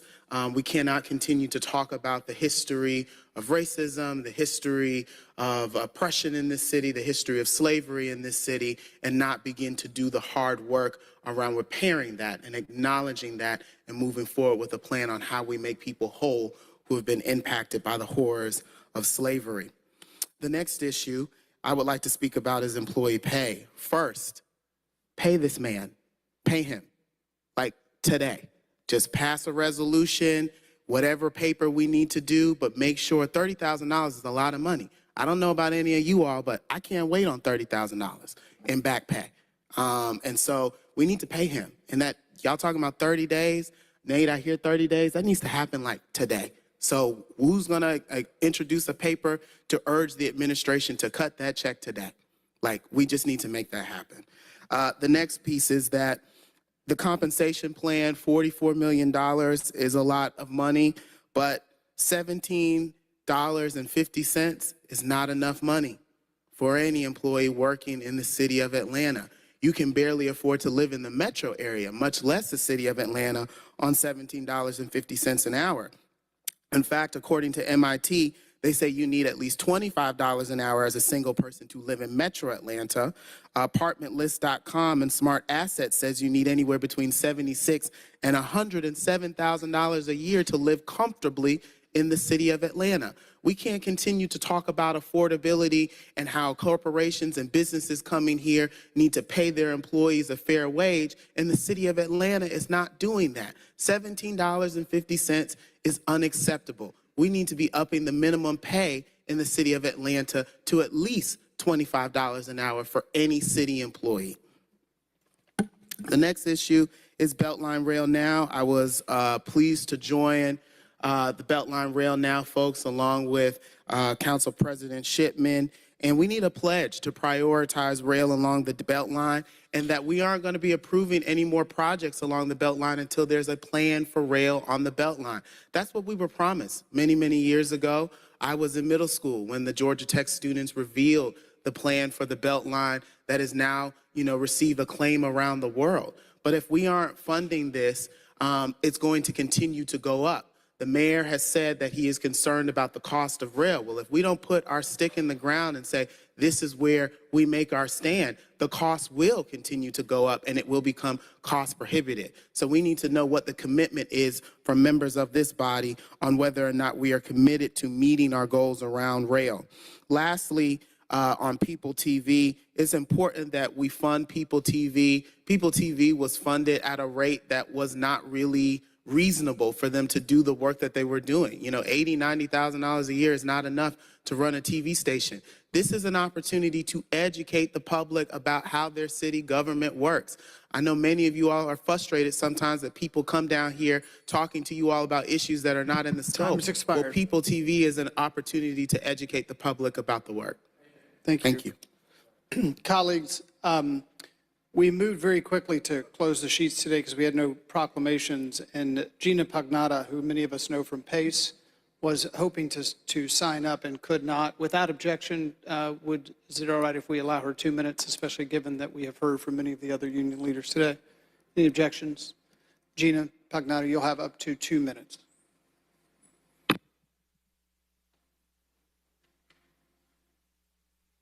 Thank you, Council. My name is Gina Pagnata. I'm local president of PACE, Professional Association of City Employees. I'm also the national vice president of NAGE affiliation with PACE, local R550. I was looking at the ordinance 24 on page 6. I'm a little confused with this and what I'm asking for. First of all, let me back up. I want to say shout out as I do to Mayor Dickens and his team and HR for the comp and pay study that has been completed that we did ask for 2 years ago. It has been completed. However, we still have some internal work that needs to be done. I wish we had have done this before this got completed so we wouldn't have to backtrack, but we're going to have to backtrack. I know it's already unofficially approved because I'm from the old Atlanta, and Mr. Johnson was saying something about new Atlanta versus old Atlanta. And so I know it's unofficially approved, but I am requesting that an amendment, and I don't know how you say this, Ms. Boone, but an amendment be changed in this before it is passed, because it speaks nothing of general employees. It only speaks of police and fire. And someone with that third eye that don't know all that we went through will look at, well, this doesn't have anything to do with general employees or non-sworn, it only speaks to fire and police. So I really appreciate if you all would come to the minds and try to recreate or add in some words, because it says to bring certain employees. This union has not yet found out who those certain employees are, and that's all that these employees are waiting to see. We got the comp and pay, it's been done, but this union needs to know who's getting what. I did get classifications. I do know grades like I'm a 19, and my grade now would be a 9. But where does the money come in? So I'm using that as an example. So that's why it says a lot of internal stuff, and it does affect the union's community of interest that has not been taken in consideration. So I'm asking that some clarity be put in this, and so that we can move forward with that in the celebratory of the pay and comp being finished. Thank you. That concludes the remarks of the public. I want to thank everyone who came down today to speak to council. Next, we will move to communications. Madam Clerk.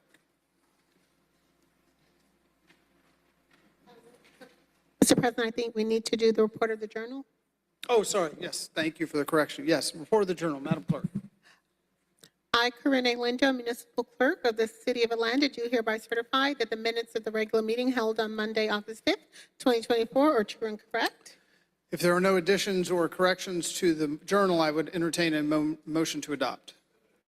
Moved by Councilmember Wan, seconded by Councilmember Shook. Is there any discussion on the motion to adopt the journal? We can do this via unanimous consent without objection. Any objection to the motion to adopt? Madam Clerk, please sound the count on unanimous consent. 9 yeas, 0 nays. 9 yeas, 0 nays. The motion to adopt the journal carries. Now we will move to communications. Madam Clerk. Mr. President, if I may take item 1 through 4 and number 7 as a block, please. Without objection, please proceed. Item number 1 is 24C 5108. This is a communication from Mayor Andre Dickens appointing Mr. Vincent Ford to serve as a member of the commission to determine an appropriate manner in which to honor the late Michael Langford. Item number 2 is 24C 5109. This is a communication from Tracy Woods, Board Member, United Youth Adult Conference 2, appointing Mr. Alfred Lee to serve as a member of the commission to determine an appropriate manner in which to honor the late Michael Langford. Item number 3 is 24C 5110. This is a communication from Pierre Gaither, Executive Director of the Atlanta Board of Education, submitting the appointment of Ms. Erica Mitchell to serve as a member of the City of Atlanta's Elected Officials Compensation Commission. This appointment is for a term expiring with the next regular municipal general election to be held November 4th, 2025. Item number 4 is 24C 5111. This is a communication from Pierre Gaither, Executive Director of the Atlanta Board of Education, submitting the appointment of Mr. Alfred Shivy Brooks to serve as a member of the City of Atlanta Elected Officials Compensation Commission. This appointment is for a term expiring with the next regular municipal election to be held on November 4th, 2025. Item number 7 is 24C 5114. This is a communication from Municipal Clerk Corinne Lindo submitting a report of administrative corrections made to previously adopted legislation between the regular council meeting dates of August 5th, 2024 and August 19, 2024 to the Atlanta City Council in accordance with Section 2-275 of the Atlanta Code of Ordinances. Those include 23O, 1339, and 22R, 4024.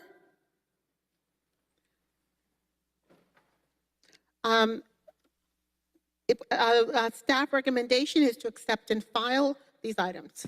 Let all items follow that course. Mr. President, we did have a special call meeting, so I do need to report the journal for the August 7th, 2024 special call meeting, and to accept those minutes as true and correct as well. If there are no additions or corrections to the journal from the August 7th special meeting, I would entertain a motion to adopt. Moved by Councilor Juan, seconded by Councilor Shook. Any discussion on the motion to adopt the August 7th special meeting journal? We do this via unanimous consent. Any objection? Madam Clerk, please sound the count of unanimous consent. 10 yeas, 0 nays. 10 yeas, 0 nays. The motion to adopt the August 7th special meeting journal carries. Mr. President, if I do have a motion to accept and file those items. There's a motion by Councilor Juan, seconded by Councilor Shook to accept and file those items. Any discussion? Again, we can do this via unanimous consent. Any objection? Madam Clerk, please sound the count on unanimous consent on the motion to accept and file. 10 yeas, 0 nays. 10 yeas, 0 nays. Motion to accept and file carries. Thank you, Mr. President. If I can continue with item number 5, it's 24C 5112. This is a communication from Mayor Andre Dickens appointing Ms. Thomasia Robinson to serve as a member of the Civil Service Board on behalf of the City of Atlanta. This appointment is for a term of 3 years. Staff recommendation to refer to Finance Executive Committee and Committee on Council. Let the item follow that course. Item number 6 is 24C 1513. This is a communication from Daniel Hampton, Chair Audit Committee, submitting the performance audit report, Fire Fleet Maintenance. Staff recommendation to refer to Public Safety and Legal Administration Committee. Let the item follow that course. That concludes the communications, Mr. President. Are there any vetoed legislative items for consideration? No, sir. There is one piece of unfinished business, 24-0-1372, was held in the breast of council from the August 5th meeting. It was put forward, recommended on condition coming out of committee. So its stance is it has a motion to adopt on condition. I will turn to Chair Shook, who can lead us through this item. All right, thank you. I move to bring forward a substitute for said item. There's a motion to bring forth a substitute by Councilmember Shook for this item. Is there a second? Seconded by Councilmember Bakhtiari. Councilmember Shook, do you want to sound the, or give us an idea of the substitute? Yes, 24-0-1372 is an ordinance by members Dozier, Bakhtiari, Westmoreland, Juan, Winston Lewis, Faroki, Shook, Amos Hillis, Norwood, Boone, Collier Street, and Bond is substituted by the Atlanta City Council. An ordinance to authorize the transfer of funds in an amount not to exceed $300,000 to the Atlanta Development Authority, doing business as Invest Atlanta, in order to fund the Atlanta Legacy Business Program pursuant to that IGA for Economic Development Services between the City of Atlanta and Invest Atlanta for the public purpose of supporting businesses that have been operating for 30 years or more and have contributed to the history, culture, and identity of the city, to authorize the CFO to make any budget amendments, operating transfers, or other actions necessary to enable the transfer of said funds to Invest Atlanta and for other purposes. I will move approval on substitute. We need to bring forth the substitute first. So is there any discussion on the motion to bring forth the substitute?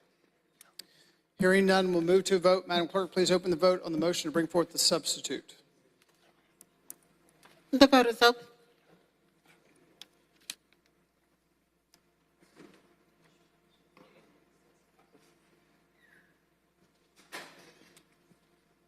Will everyone please vote?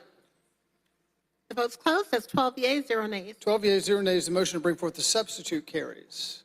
Now I'll move approval on substitute. There's a motion by Councilmember Shook to adopt on substitute. Is there a second? Seconded by Councilmember Dozier. Is there any discussion on the motion to adopt on substitute this item?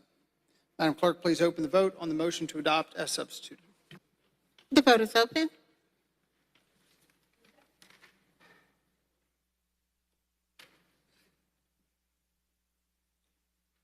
The vote's closed. That's 12 yeas, 0 nays. 12 yeas, 0 nays. The motion to adopt on substitute carries. Councilmember Dozier. Thank you, Mr. President, and thank you, colleagues. As many of you know, this Legacy Business Program idea is something that we first started working on 2 years ago, recognizing that though Atlanta has been doing a lot of work to support legacy communities and historic communities by keeping residents in place, helping seniors age in place, ensuring that we provide more affordable housing opportunities for our communities across the city.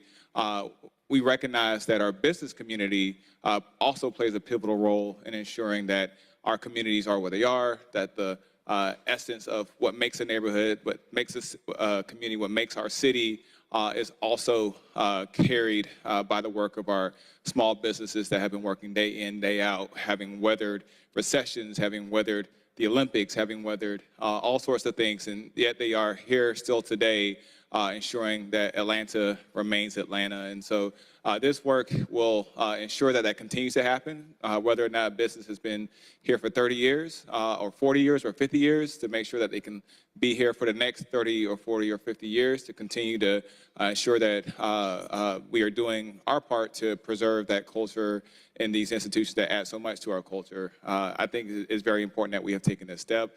The city of Atlanta has joined the ranks of cities like Los Angeles and San Antonio and Seattle and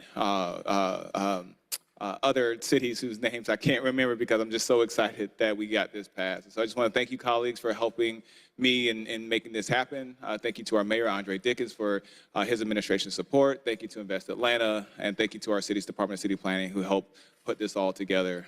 This is a momentous occasion for the city, and I'm thankful to have played just a small part in making it happen. So I just wanted to give y'all thanks as well. Thank you. All right. With that, we will move on to the consent agenda, section 1. These are items beginning on page 5 that are for second reading. The appropriate motion will be to adopt, but first let me ask if there are any items that colleagues would like to remove. Councilmember Winston. Thank you, Council President. On item number 28 on page 12, which is 24-0-1412, I'd like to pull that item. That's 24-0-1412, correct? Correct. Thank you. Councilmember Juan.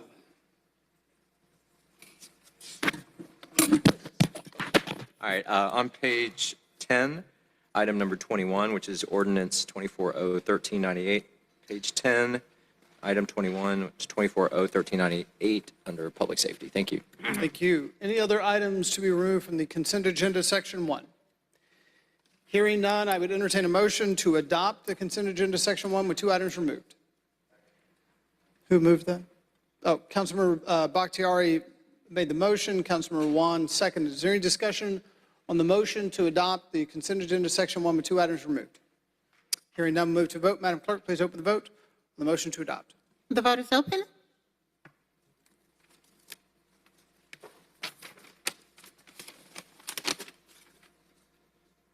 Will everyone please vote?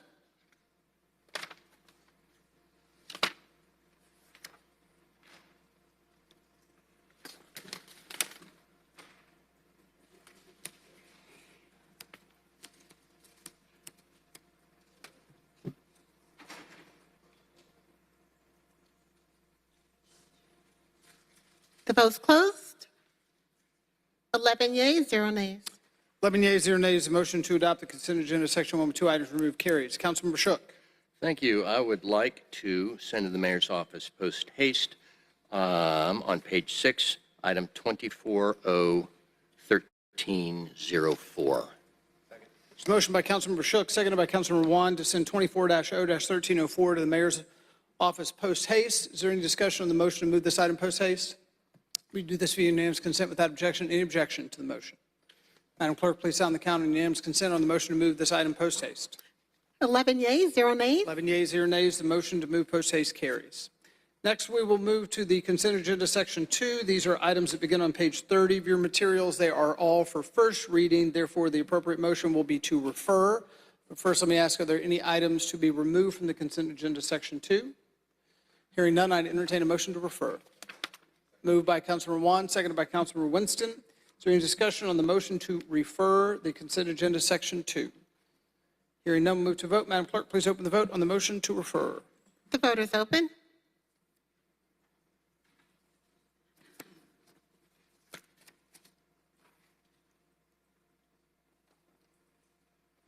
Everyone, please vote.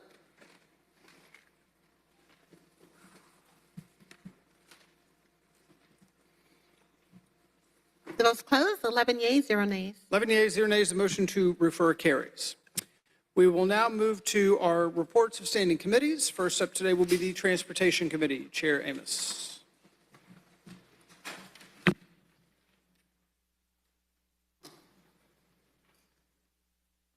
Thank you, Mr. President. We had 2 items on the report today. One would actually be different than what I stated in the Chair's Committee. It's 24-0-1391 on item number 1 on page 38. This came favorable on the condition that a substitute be introduced that stated any payment of contracted work from council district discretionary funds as authorized by section 4 of the recital shall require prior written authorization from the affected council member. That condition has been satisfied and the substitute has been shared. So I will make a motion to bring forward the substitute. So item 24-0-1391 came favorable on condition. Conditions met, so it does not need a second to have a motion to adopt. Councilmember Amos has made a motion to bring forward a substitute on that. Councilmember Juan has seconded. So does everybody have the substitute? Yes. Does the substitute change the caption? Yes, it has a new caption. So once you An ordinance by Transportation Committee as substituted by the Atlanta City Council authorizing the mayor or his designee to exercise renewal option number 1 for IFB-C-1210257 annual contract for maintenance and repairs of sidewalks, curbs, driveways, aprons, ramps, and associated infrastructure with Knight and Associate Incorporated on behalf of the Atlanta Department of Transportation for a term of 1 year retroactively effective June 13, 2024 through June 12, 2025 in the amount not to exceed $3 million and 0 cents to ratify any services rendered and the payment of any outstanding invoices from June 13, 2024 throughout the execution of renewal option number 1, with all contracted work being charged to and paid from the funded department organization and accounts number listed herein and for other purposes. Make a motion to adopt. well, we have a motion to bring forth the substitute. So is there any discussion on the motion to bring forth the substitute? Hearing none, we'll move to vote. Madam Clerk, please open the vote on the motion to bring forth the substitute. The vote is open.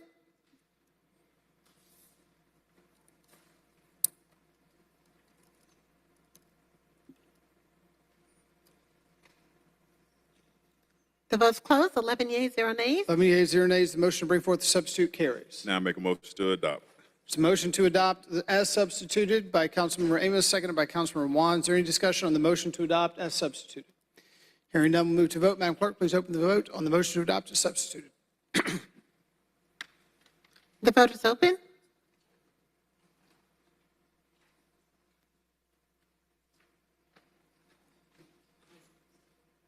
The vote's closed. 11 yeas, 0 nays. 11 yeas, 0 nays. The motion to adopt as substituted carries.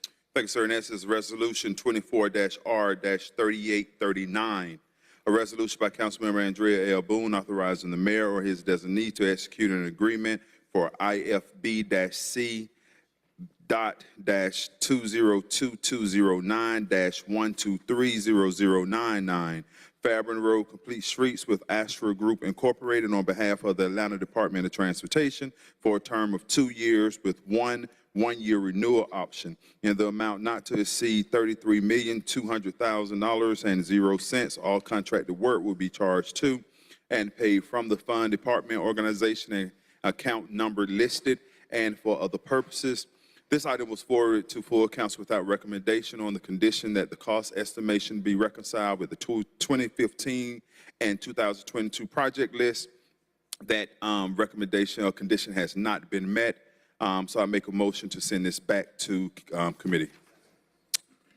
And send this back to Transportation Committee, correct? So the motion is to refer back to Transportation Committee by Councilmember Amos, seconded by Councilmember Juan. Is there any discussion on the motion to refer this item back to Transportation Committee? Hearing none, we'll move to vote. Madam Clerk, please open the vote on the motion to refer. The vote is open.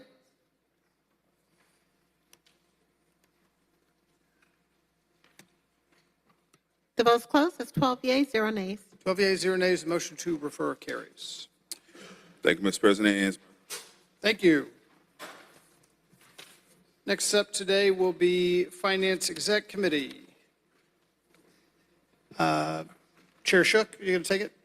Yes, thank you. We have one item, 24R3835 is a resolution by Ms. Bakhtiari and Mr. Bond authorizing the mayor or his designee to execute Amendment Number 1 to the agreement indicated COVID-19 Emergency Welcoming Atlanta Grocery Delivery Services with Latino Community Fund on behalf of the Mayor's Office of International and Immigrant Affairs to add funds in an amount not to exceed $14,000.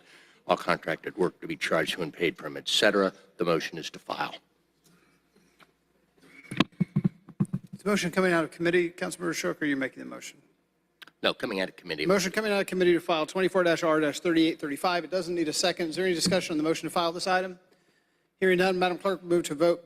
Please open the vote on the motion to file. One moment.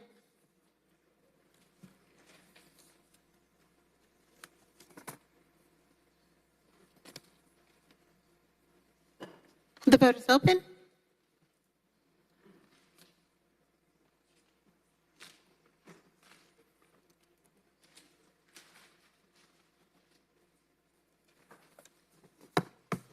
Everyone, please vote.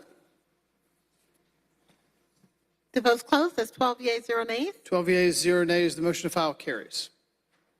Chair Shook. Thank you. Next, we will move to Public Safety Legal Administration Committee. Chair Boone.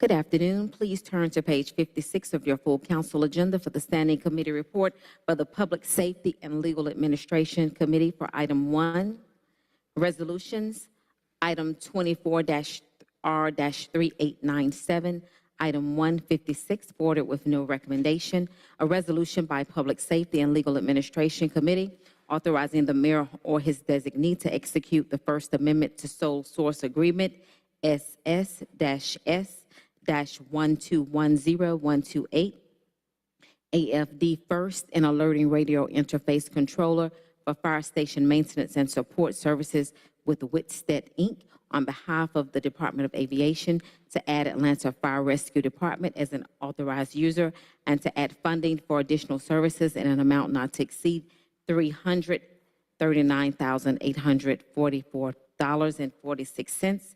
All contracted work will be charged to and paid from the fund account department organization and account numbers listed herein and for other purposes. DOP has not yet issued a new source designation. Motion to refer back to committee. There's a motion to refer item 24-R-3897 back to Public Safety Committee by Councilmember Boone, seconded by Councilmember Juan. In discussion on the motion to refer this item? Hearing none, we'll move to vote. Madam Clerk, please open the vote on the motion to refer. The vote is open.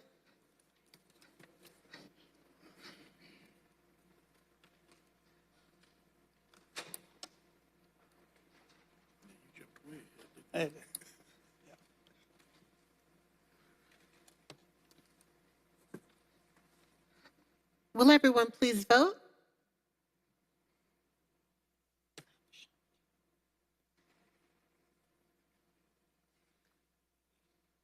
The vote's closed. It's 12 yeas, 0 nays. 12 yeas, 0 nays. The motion to refer carries. Item 2, 24-01398, an ordinance by Councilmember Liliana Batiera to amend Chapter 10, Article 2, Section 10-92B of the City of Atlanta Code of Ordinances so as to provide an exemption from the distance requirement listed in Section 10-88 of the City of Atlanta Code of Ordinances for one specialty food shop license to sell malt beverages and/or wine by the package located at 210 Flat Shoals Avenue, Southeast Atlanta, Georgia, 30316, and for other purposes. Motion to adopt. This is a motion to adopt that was coming out of committee 24-0-1398. Does not need a second. Is there any discussion on the motion to adopt this item? Hearing none, we'll move to vote. Madam Clerk, please open the vote on the motion to adopt. One moment.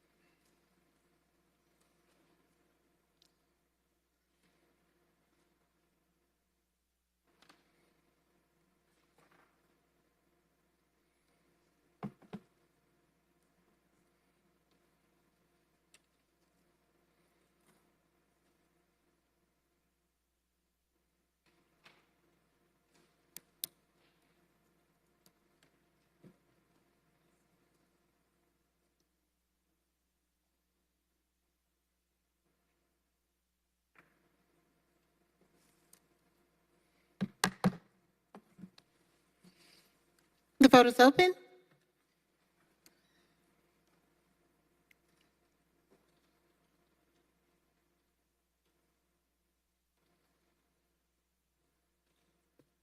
The vote's closed. That's 12 yeas, 0 nays. 12 yeas, 0 nays, the motion to adopt.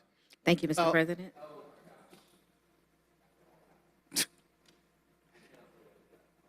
Councilmember Juan, would you like to move to reconsider? Councilmember Juan has made a motion to reconsider for himself. Is there a second? Somebody get a second, let him off the hook? Who did that? Councilmember Westmoreland. Okay. Is there any discussion on the motion to reconsider? I think we can do this via unanimous consent without objection. Is there any objection to the motion to reconsider? Madam Clerk, please sound the count on unanimous consent on the motion to reconsider. This takes it right back before the final vote. What? This takes it right back to just before the final vote. Yeah. 12 yeas, 0 nays. 12 yeas, 0 nays. The motion to reconsider carries. We are now back to discussion on the motion to adopt this item. Is there any discussion? Is everybody ready to vote? Madam Clerk, please open the vote on the motion to adopt this item.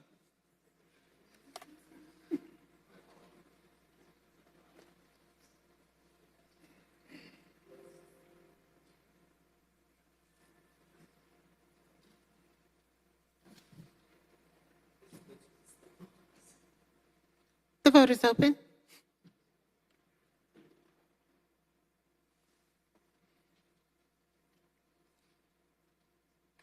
Will everyone please vote?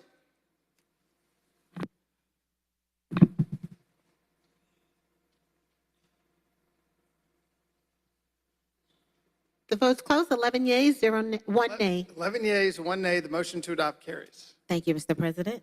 Thank you. I also have made a bit of a mistake. My handy-dandy sticky note system failed me, and I skipped ahead a couple of pages. That's why we went out of order. I apologize for that. We will get back on to order. The Committee on Council is next up. Councilmember Bakhtiari.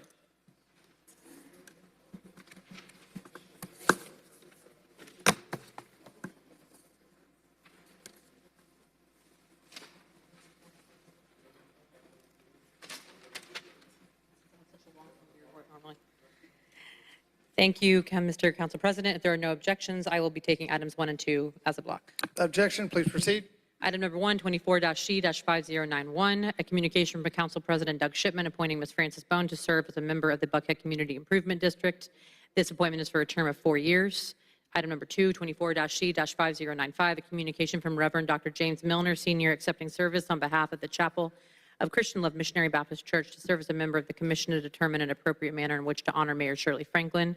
Both of these items were found favorable in their committee's purview, and the motion is to approve.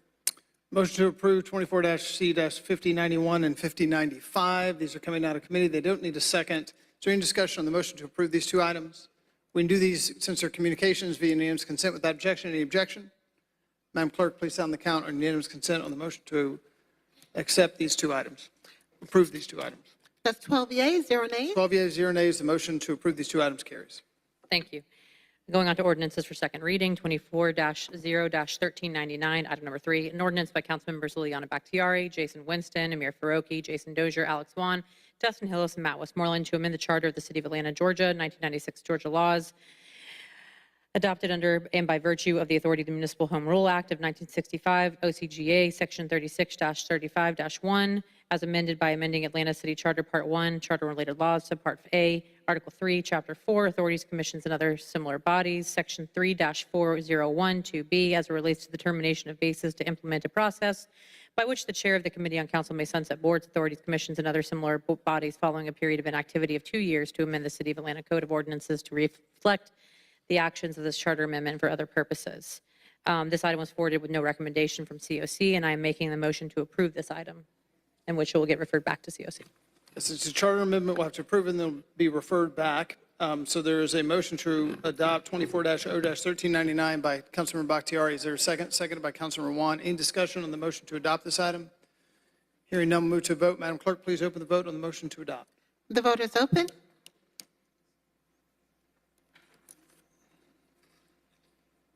The vote's closed. That's 12 yeas, 0 nays. 12 yeas, 0 nays. The motion to adopt carries. Thank you. This does conclude my report. I think I would entertain a motion to refer back to committee. Sorry, may I make a motion to refer back to committee? Yeah. Motion to refer back to committee by Councilmember Bakhtiari. Is there a second? Seconded by Councilmember Juan. Was it? Yeah. Seconded by Councilmember Juan. Any discussion on the motion to refer? Hearing none, we'll move to a vote. We can do this in unanimous consent. Any objection to the motion to refer? Madam Clerk, please sound the count on unanimous consent on the motion to refer. It's 13 yeas, 0 nays. 13 yeas, 0 nays. The motion to refer carries. Thank you. And with your permission, that concludes my legislative agenda. May I make one announcement? Sure.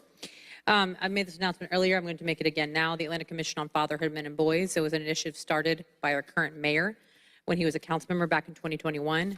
This was meant to provide an organized and collaborative structure for development of policy recommendations regarding issues facing fathers, men, and boys in the city of Atlanta. We have 19 seats on this commission.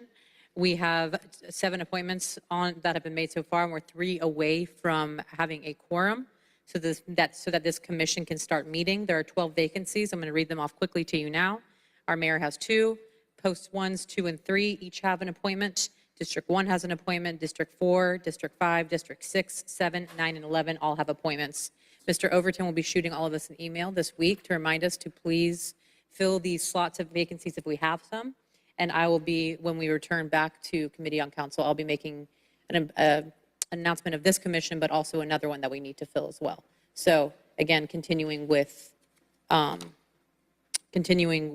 practice of trying to audit all of our council appointments and to ensure that we're not just appointing people to bases that are inactive, because we want people to actually want to volunteer and work with us. So that does conclude my report. Thank you very much. Thank you. Next up will be Zoning Committee. Chair Westmoreland. Thank you, Mr. President. Colleagues, we have 6 ordinances for second reading. Without objection, we can take items 1 and 2 as a block. Please proceed. 24-0-1317, Z2430, it's 421 Connell Avenue Southwest. This ordinance is to rezone from RG2 to MR3. 24-0-1318, Z2431, it's 431 Connell Avenue Southwest, is to rezone from RG2 to MR3. The motion, items 1 and 2 came out of committee favorably, and the motion is to adopt. The motion to adopt these 2 items coming out of committee doesn't need a second. Is there any discussion on the motion to adopt these 2 items? Madam Clerk, please open the vote on the motion to adopt these 2 items. The vote is open.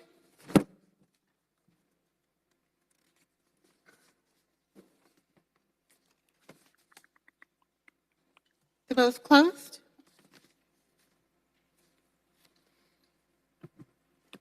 Councilor Bond, how would you like your vote reflected?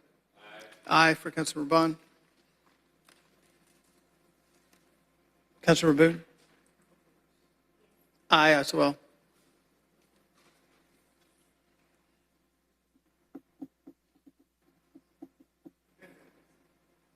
Thirteen yeas, 0 nays. 13 yeas, 0 nays. The motion to adopt these 2 items carries.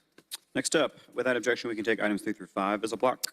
Please proceed. 24-0-1130, U2418, it's 556, 560 St. Charles Avenue Northeast, and 573 St. Charles Way. This ordinance is to revoke the special use permit approved pursuant to 050-1942 for a nursing home.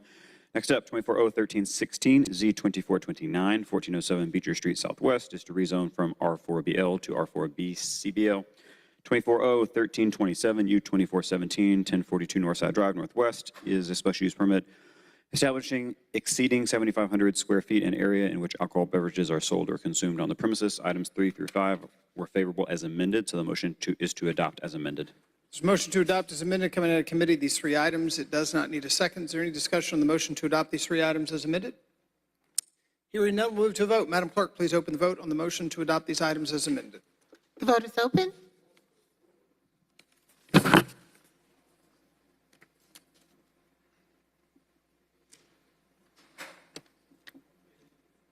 The vote's closed. 13 yeas, 0 nays. 13 yeas, 0 nays. Motion to adopt as amended carries. Item number 6, 24-0-1199, Z2416, 2194 Martin Luther King Drive Southwest, is to rezone from R4 to PDH. Item 6 was favorable as substituted, so the motion is to adopt as substituted. There's a motion coming out of committee to adopt a substitute 24-0-1199. Is there any discussion on the motion to adopt a substitute this item?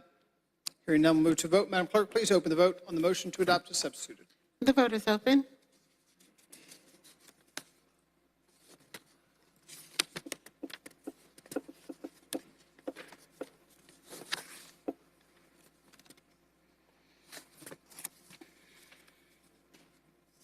Will everyone please vote?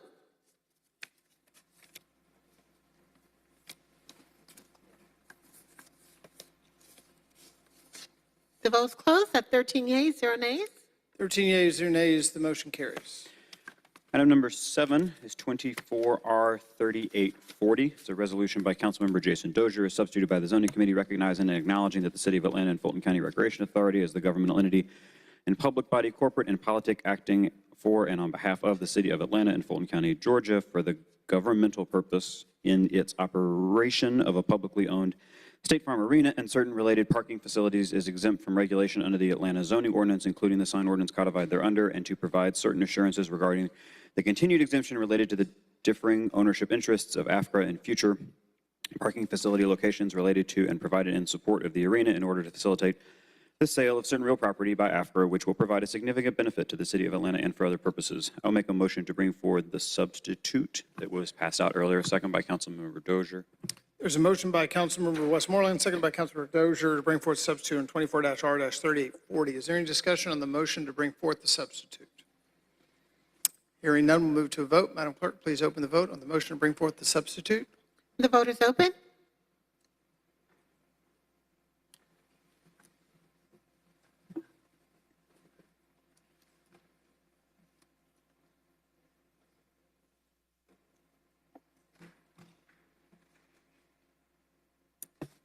The vote's closed. That's 12 yeas, 0 nays. 12 yeas, 0 nays, the motion to bring forth the substitute carries. I'll make a motion to approve on substitute. There's a motion to adopt as substituted by Councilmember Westmoreland. Is there a second? Seconded by Councilmember Shook. Is there any discussion on the motion to adopt as substituted this item? Hearing none, we'll move to vote. Madam Clerk, please open the vote. The vote is open.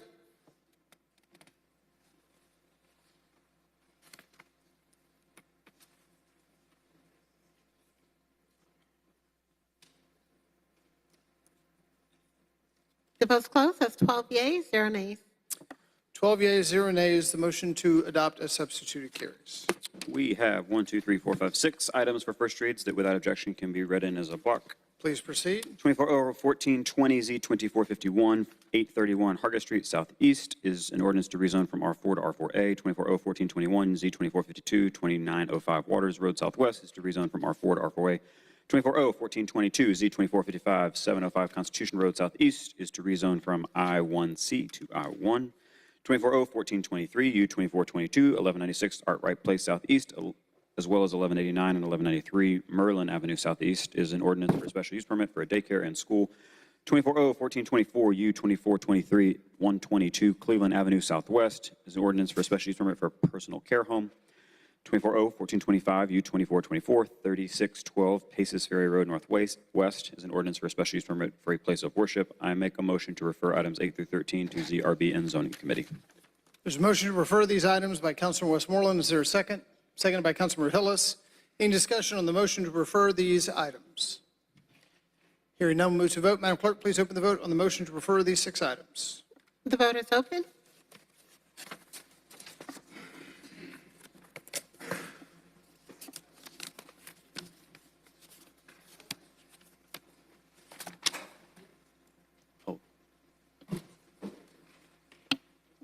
Will everyone please vote?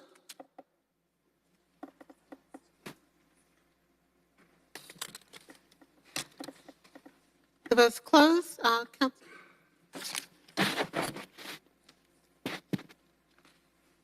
Councilor Lewis, how would you like your vote reflected? It's aye for Lewis. And aye for Bond.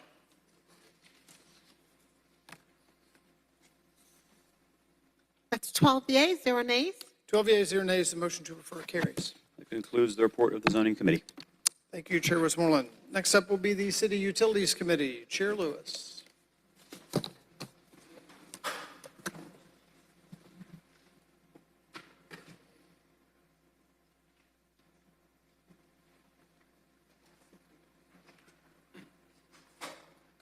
Good afternoon. Please turn to page 60 on your full council agenda for the standing committee report for the City Utilities Committee for item number 1. 2401388, item 1, page 60. The condition was for DPW to provide a substitute that incorporates language waiving the procurement and real estate code through the legislation. This condition has been satisfied. I'll make the motion to bring forth the substitute so I can read the substituted caption. There's a motion to bring forth the substitute by Councilmember Lewis, seconded by Councilmember Juan. Is there any discussion on the motion to bring forth the substitute? Hearing none, we'll move to a vote. Madam Clerk, please open the vote on the motion to bring forth the substitute. The vote is open.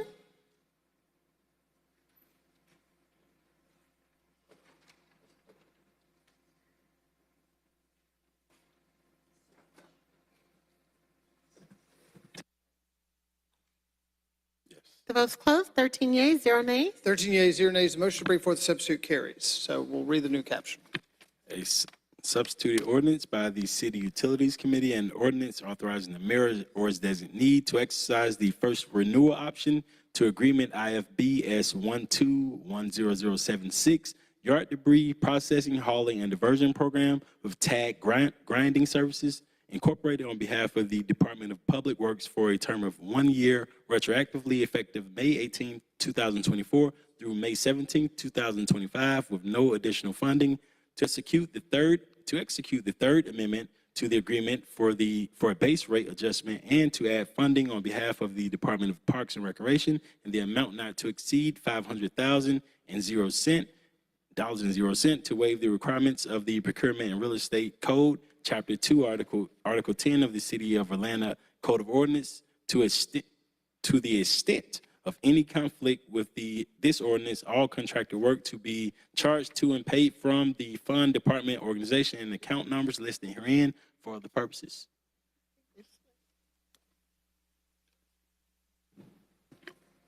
Councilmember Lewis, you want to move to adopt a substitute? So moved. There's a motion by Councilmember Lewis to adopt on substitute, seconded by Councilmember Shook. Is there any discussion on the motion to adopt this item as substituted? Hearing none, we'll move to a vote. Madam Clerk, please open the vote on the motion to adopt as substituted. The vote is open.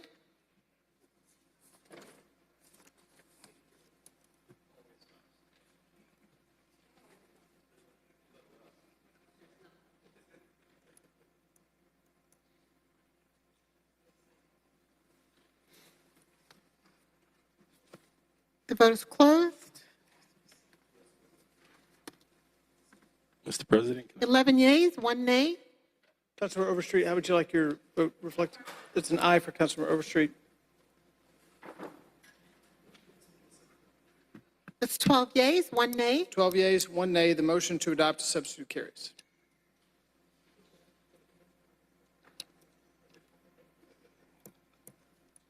Item number 2, 24R3859, item number 2, page 60. A resolution by the City Utilities Committee authorizing the mayor or his designee to execute the Second Amendment to Agreement RFP C1220116A annual contract for a major mechanical repairs and services with Lakeshore Engineering Contessa Construction JV LLC on behalf of the Department of Watershed Management to add funding for the purpose of addressing critical maintenance throughout water wastewater treatment facilities and maintaining regulatory compliance in an amount not to exceed $4 million and 0 cents. All contracted work will be charged to and paid from the fund department organization and to account number listed herein and for other purposes. Motion to adopt. Motion coming out of committee to adopt 24-R-3859. It doesn't need a second. Is there any discussion on the motion to adopt this item? Hearing none, we'll move to vote. Madam Clerk, please open the vote on the motion to adopt. The vote is open.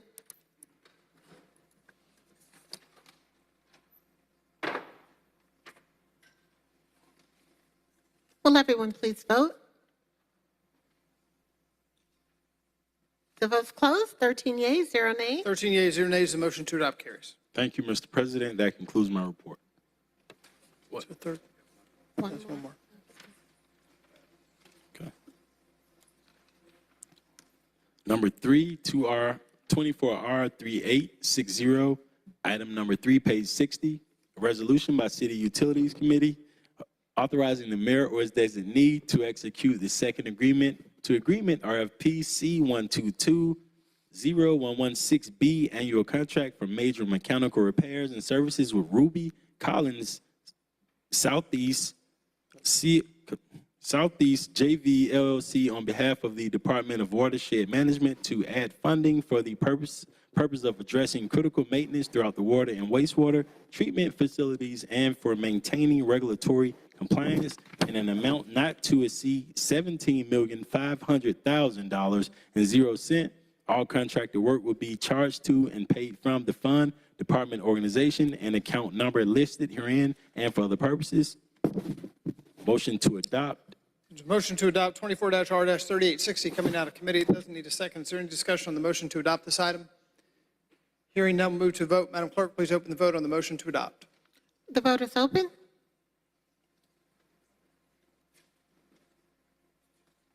Will everyone please vote?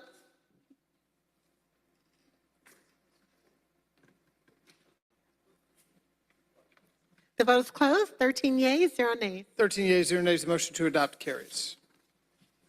Thank you, Mr. President. This concludes my report. Thank you, Chair Lewis. Finally, today will be CDHS Committee, Chair Winston.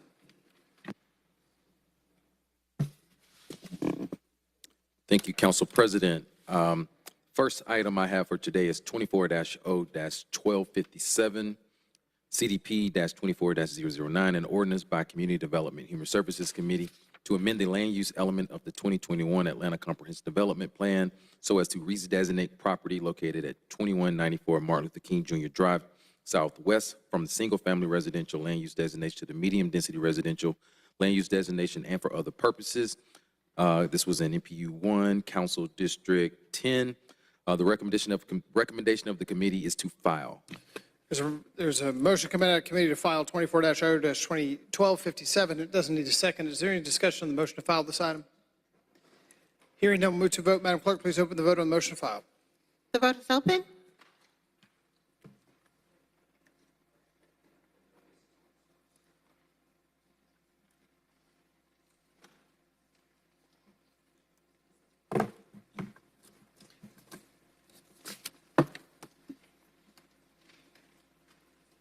The vote is closed.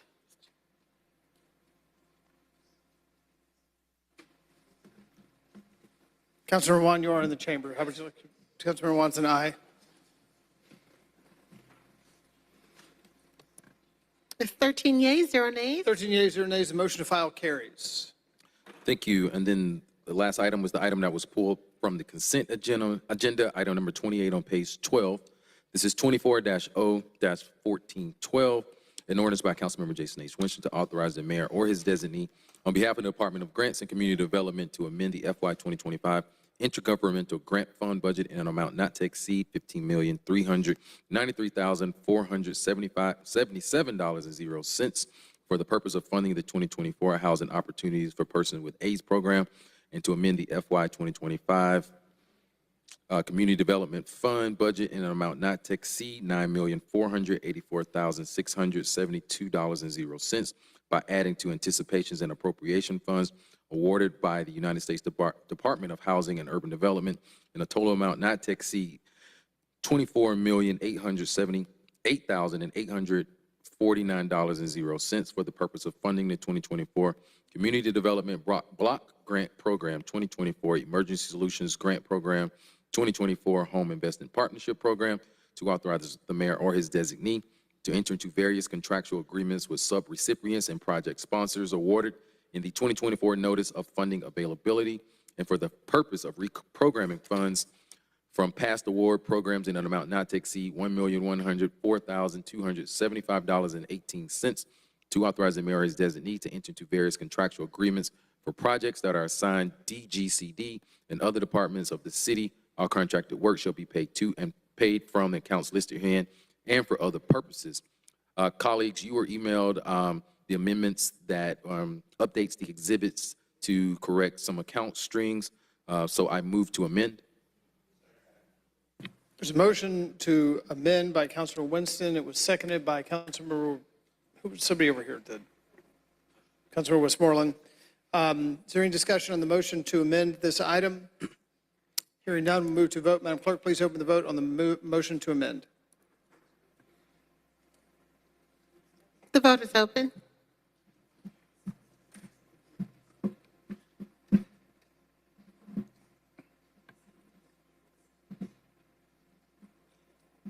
The vote is closed. Councilor Bakhtiari, how do you want your vote reflected? Aye. 13 yeas, 0 nays. 13 yeas, 0 nays. The motion to amend carries. Thank you. I move now to adopt as amended. There's a motion to adopt as amended by Councilor Winston. This item, is there a second?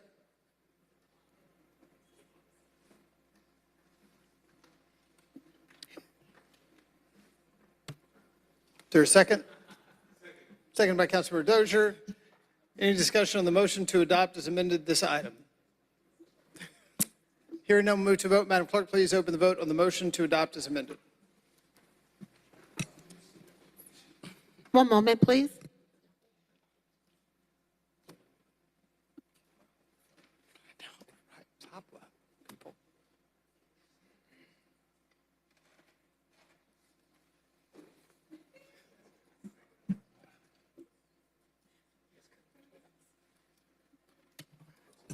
Mr. President, we're having some system issues. If we can take that, a roll call vote, please. Roll call vote on the motion to adopt as amended. Councilor Winston. Aye. Councilmember Faroki. Councilor Amos. Councilor Dozier. Councilor Bakhtiari. Councilor Wan. Councilor Shook. Councilor Hillis. Councilor Boone. Councilmember Overstreet. Councilmember Lewis. Councilor Bond. Councilor Westmoreland. 13 yeas, 0 nays. 13 yeas, 0 nays. The motion to adopt as amended carries. Thank you, Council President. I'd like to send this to the mayor's post haste. There's a motion by Councilor Winston to send this to the mayor post haste, seconded by Councilor Shook. Is there any discussion on the motion to move post haste? We can do this via unanimous consent without objection. Any objection to the motion?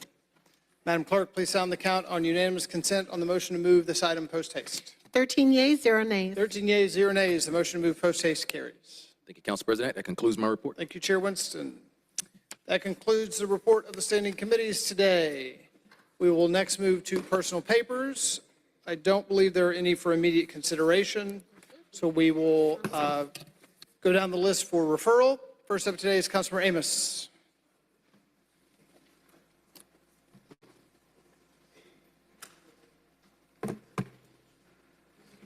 Thank you, Mr. President. Have AMS ID 35927, a resolution by Councilmember Byron D. Amos, a resolution authorizing the mayor or his designee on behalf of the city of Atlanta to apply for a U.S. Environmental Protection Agency Community Change Grant in the amount not to exceed $2 million and 0 cents.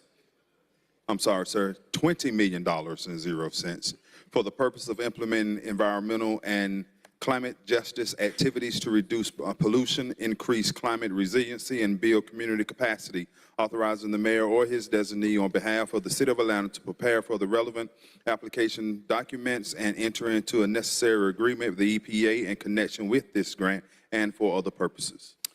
AMS ID 35927 will be referred to the City Utilities Committee. AMS ID 35934, a resolution by Councilmember Byron D. Amos, a resolution authorizing the City of Atlanta to donate Atlanta Rescue Plan Act funds to GreenLink Analytics Incorporated as a subrecipient to facilitate the data processing, analysis, and reporting components of the Weatherize ATL program pursuant to Section 6-306 of the City of Atlanta Charter in a total amount not to exceed, number to be included later, authorizing the mayor or his designee to enter into a donation agreement with the GreenLink, which shall detail the actions of GreenLink to achieve the on-site delivery of energy-efficient audits and intervention components of the Weatherize Atlanta program, to authorize the chief financial officer to make all payments from the account listed herein and for other purposes. AMS ID 35934 will be referred to the City Utilities Committee. AMS ID 35916, a resolution by Councilmember Byron D. Amos authorizing the City of Atlanta to accept a donation of services in the form of services of one government liaison who shall work cooperative with the Mayor's Office of Sustainability and Resiliency during a 2-year fellowship from Urban Sustainability Directors Network, value in the amount not to exceed $250,000.00, to authorize the mayor on behalf of the city to enter into any necessary agreements in the connection therewith and for other purposes. Items ID 35916 will be referred to the Finance Exec Committee. Finally, sir, items 35984, a resolution by Councilmember Byron D. Amos requesting the Atlanta Department of Transportation to install traffic calming devices that are first responder friendly where appropriate and for other purposes. Items ID 35984 will be referred to the Transportation Committee. Thanks, sir. Thank you.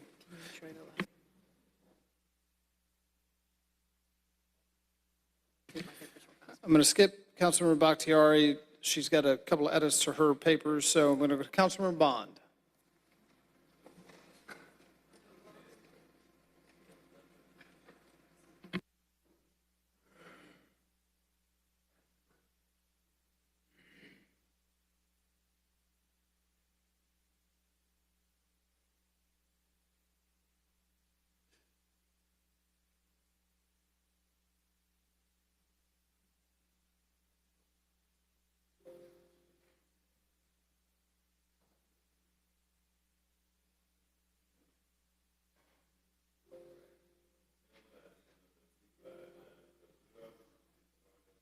Councilmember Michael Julian Bond, an ordinance authorizing the chief financial officer to amend FY 2025 water and wastewater renewal and extension Fund 5052 budget in the amount of $5,500,000 and 0 cents to transfer funds to the watershed reserves for appropriations and to add funds to the small meter installation project and for other purposes.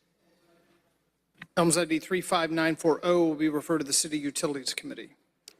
Okay, Elms ID number 35932, a resolution by Councilmember Michael Julian Bond, a resolution authorizing the City of Atlanta to donate American Rescue Plan Act funds to Partners in Action for Healthy Living, Incorporated, as a recipient to facilitate the on-site delivery of emergency efficiency audits and interventions components of the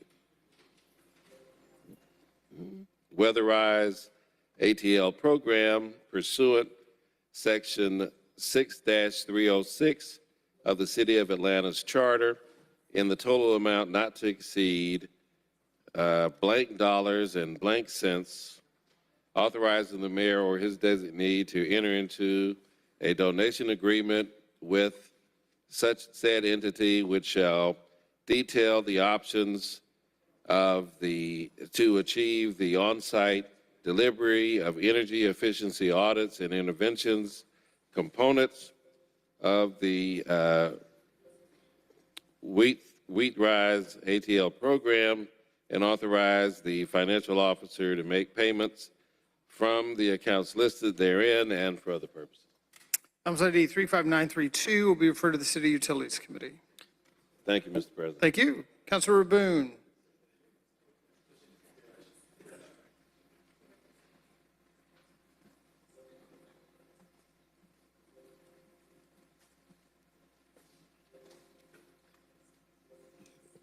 Thank you, Mr. President. Elms ID number 35922, a resolution by Andrea Boone, a resolution authorizing the City of Atlanta to donate a total amount not to exceed $20,000 and 0 cents to the Jackson Memorial Baptist Church pursuant to Section 6-306 of the City of Atlanta's charter to the church's food pantry ministry, authorizing the mayor or his designee to enter into necessary agreements to effectuate the donation and authorize the chief financial officer or his designee to make all payments from the accounts listed herein and for other purposes.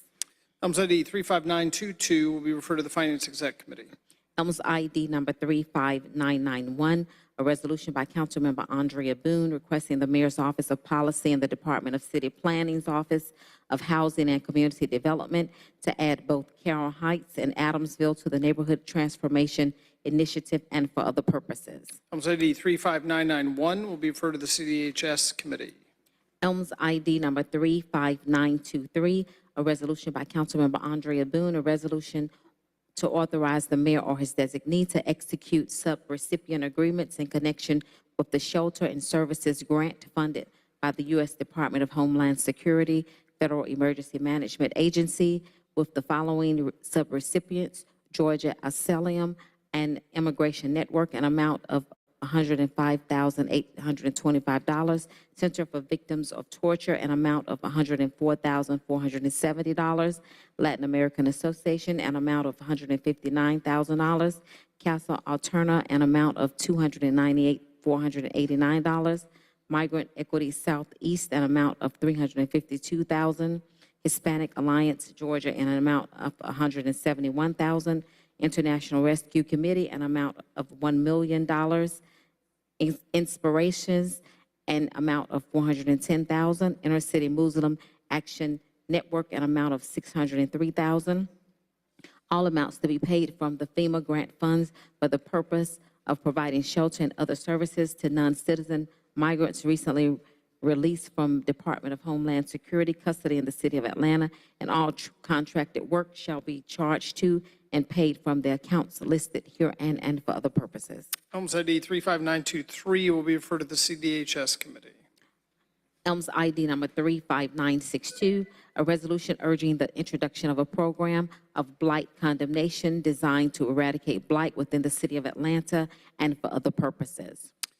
Elms ID 35962 will be referred to the PSLA. Thank you, Mr. President. Thank you. Councilmember Dozier.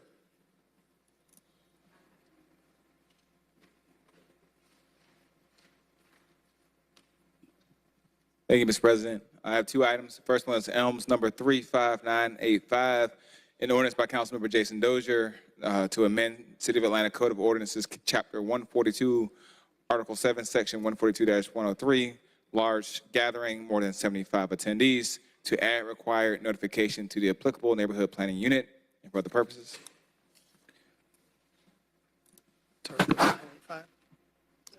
Yeah. Elms ID 35985 will be referred to the CDHS Committee. And next item is Elms number 35986, an ordinance by Councilmember Jason Dozier authorizing a donation in an amount not to exceed $10,000.00 from the District 4 carry forward account to the West End Merchant Coalition to help further their support of local small businesses in the West End community and for other purposes. Elms ID 35986 will be referred to the FEC. Thank you. That's all I have. Thank you. Councilmember Faroki.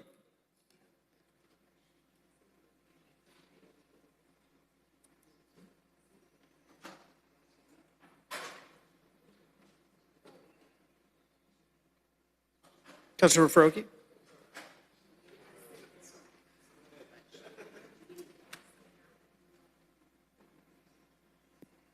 I have two papers, Elms ID 35982, an ordinance by Councilmember Amir Faroki to amend Chapter 98, Article 1, Article 1, Section 98-1 of the City of Atlanta Code of Ordinances to authorize the police chief to appoint employees or agents or persons or entities with whom the City of Atlanta contracts whose functions require enforcement of the city code, including those designated by the City of Atlanta's on-street parking management services contractor, as code enforcement agents who shall have the power to serve citations for violation of any ordinance of the city and for other purposes.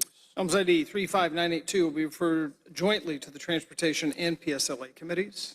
An ordinance by Elms ID 35992, an ordinance by Councilmember Amir Faroki authorizing a donation in an amount not to exceed $5,000.00 from the District 2 carry forward account to Atlanta Children's Day Shelter pursuant to Section 6-306 of the City of Atlanta Charter to support their early childhood education efforts across Atlanta and for other purposes. Elms ID 35992 will be referred to the FEC. Councilmember Hillis.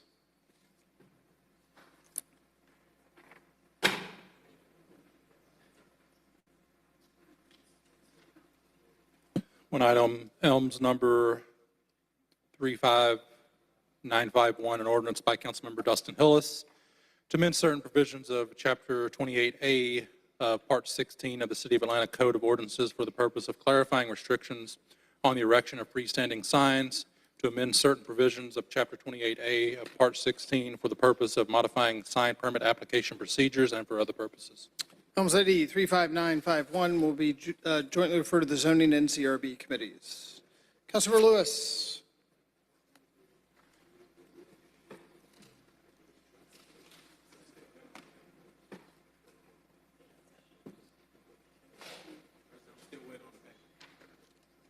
Oh, you're still waiting? Okay, I'll come back to you. Councilmember Overstreet.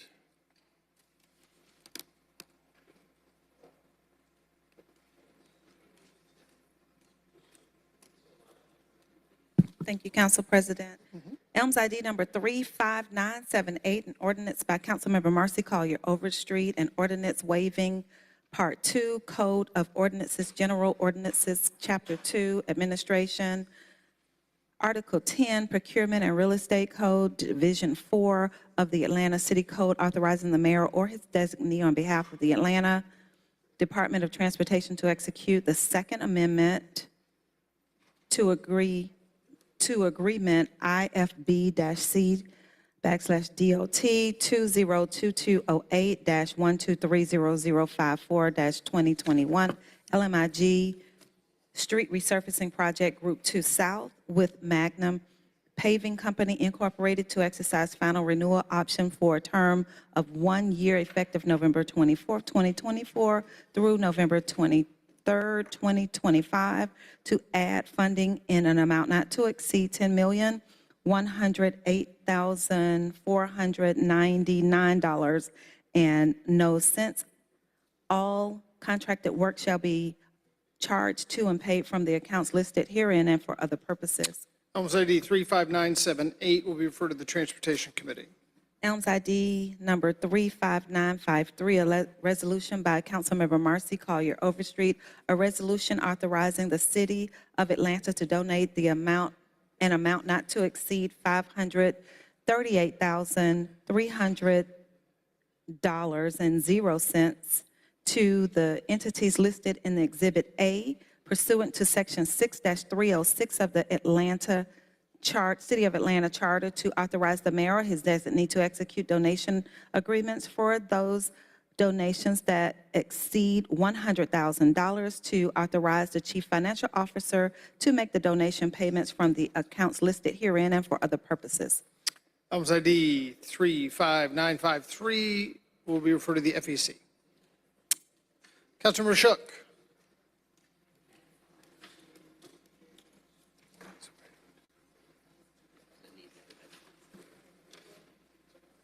All right.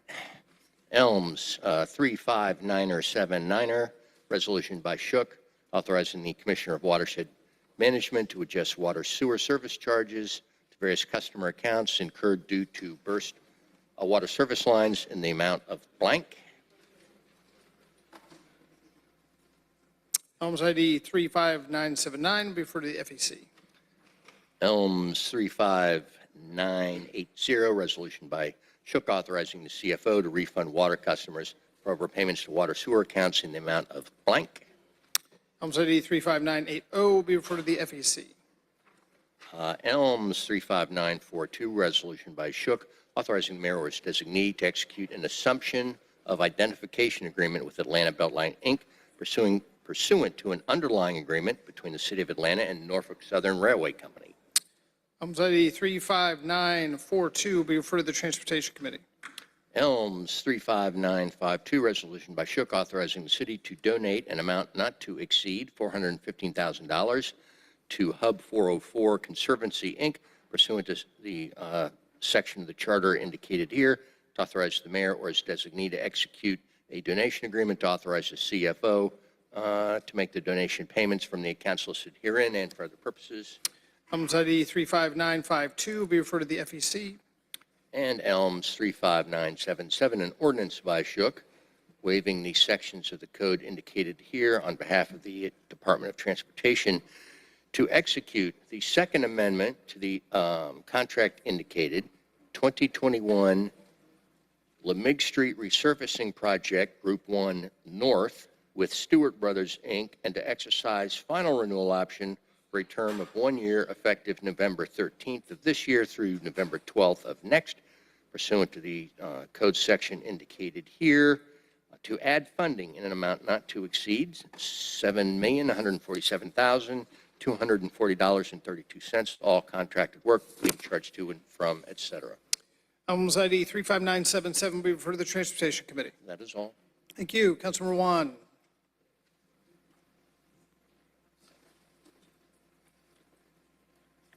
All right, Elms ID 35945, a resolution by Councilmember Alex Juan authorizing the mayor or his designee to enter into an agreement with Norfolk Southern Railway Company on behalf of the City of Atlanta Department of Transportation to access the railway right-of-way for infrastructure improvements related to the Atlanta Northeast Beltline Trail at Mason Street and on grade under the Norfolk Southern Bridge over Peachtree Creek in the vicinity of Railway Milepost 631.7 in Atlanta, Fulton County, Georgia, of the Atlanta Northeast Beltline Trail and for other purposes.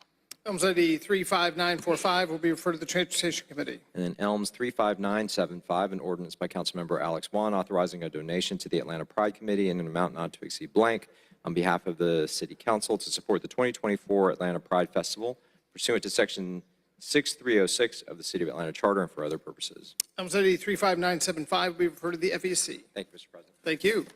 Councilmember Westmoreland.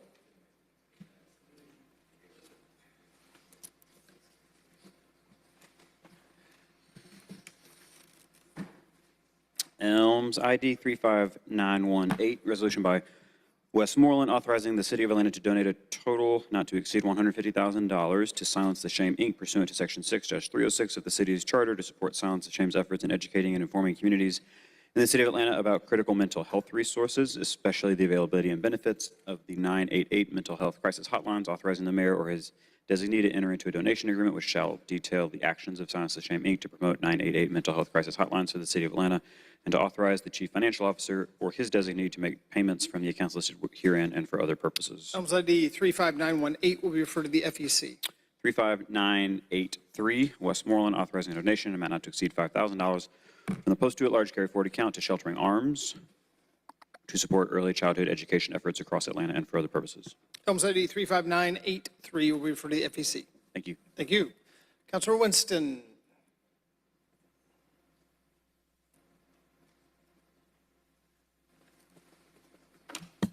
Thank you.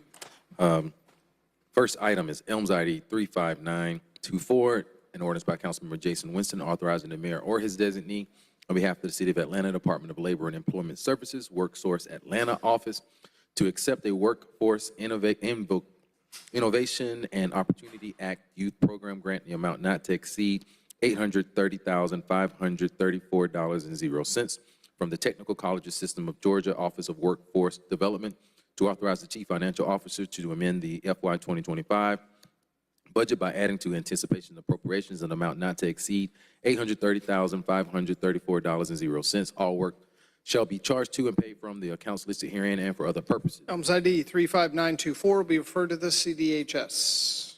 Elms ID 35917, an ordinance by Councilmember Jason Winston to amend Part 1, Chapter and Related Laws, Subpart B, Related Laws, Chapter 6, Pensions, to offer current participants in the 2010 pension plan an opportunity to elect to move to the 2005 pension plan and for other purposes. Items ID 35917 will be referred to the FEC.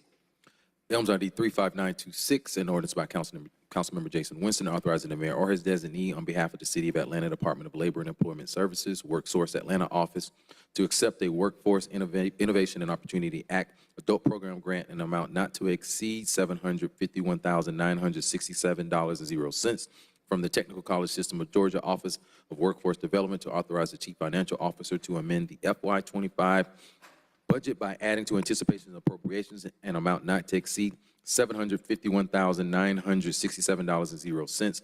All work shall be charged to and paid from the accounts listed here and for other purposes. Items ID 35926 will be referred to the CDHS committee.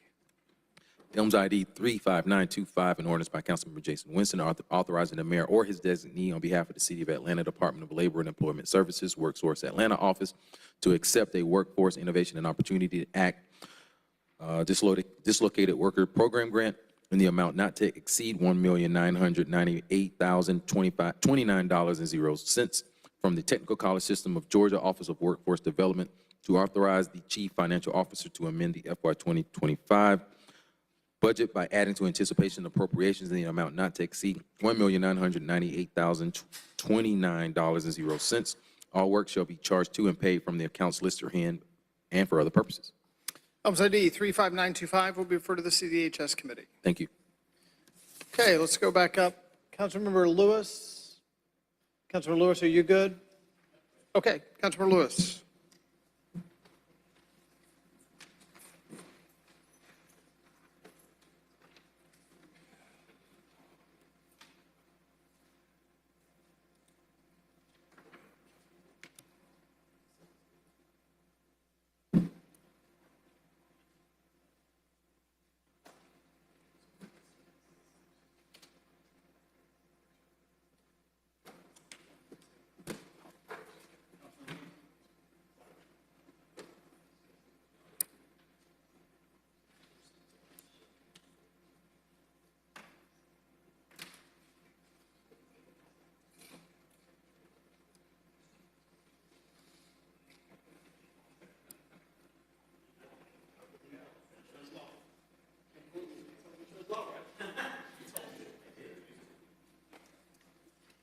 Thank you, President Shipman.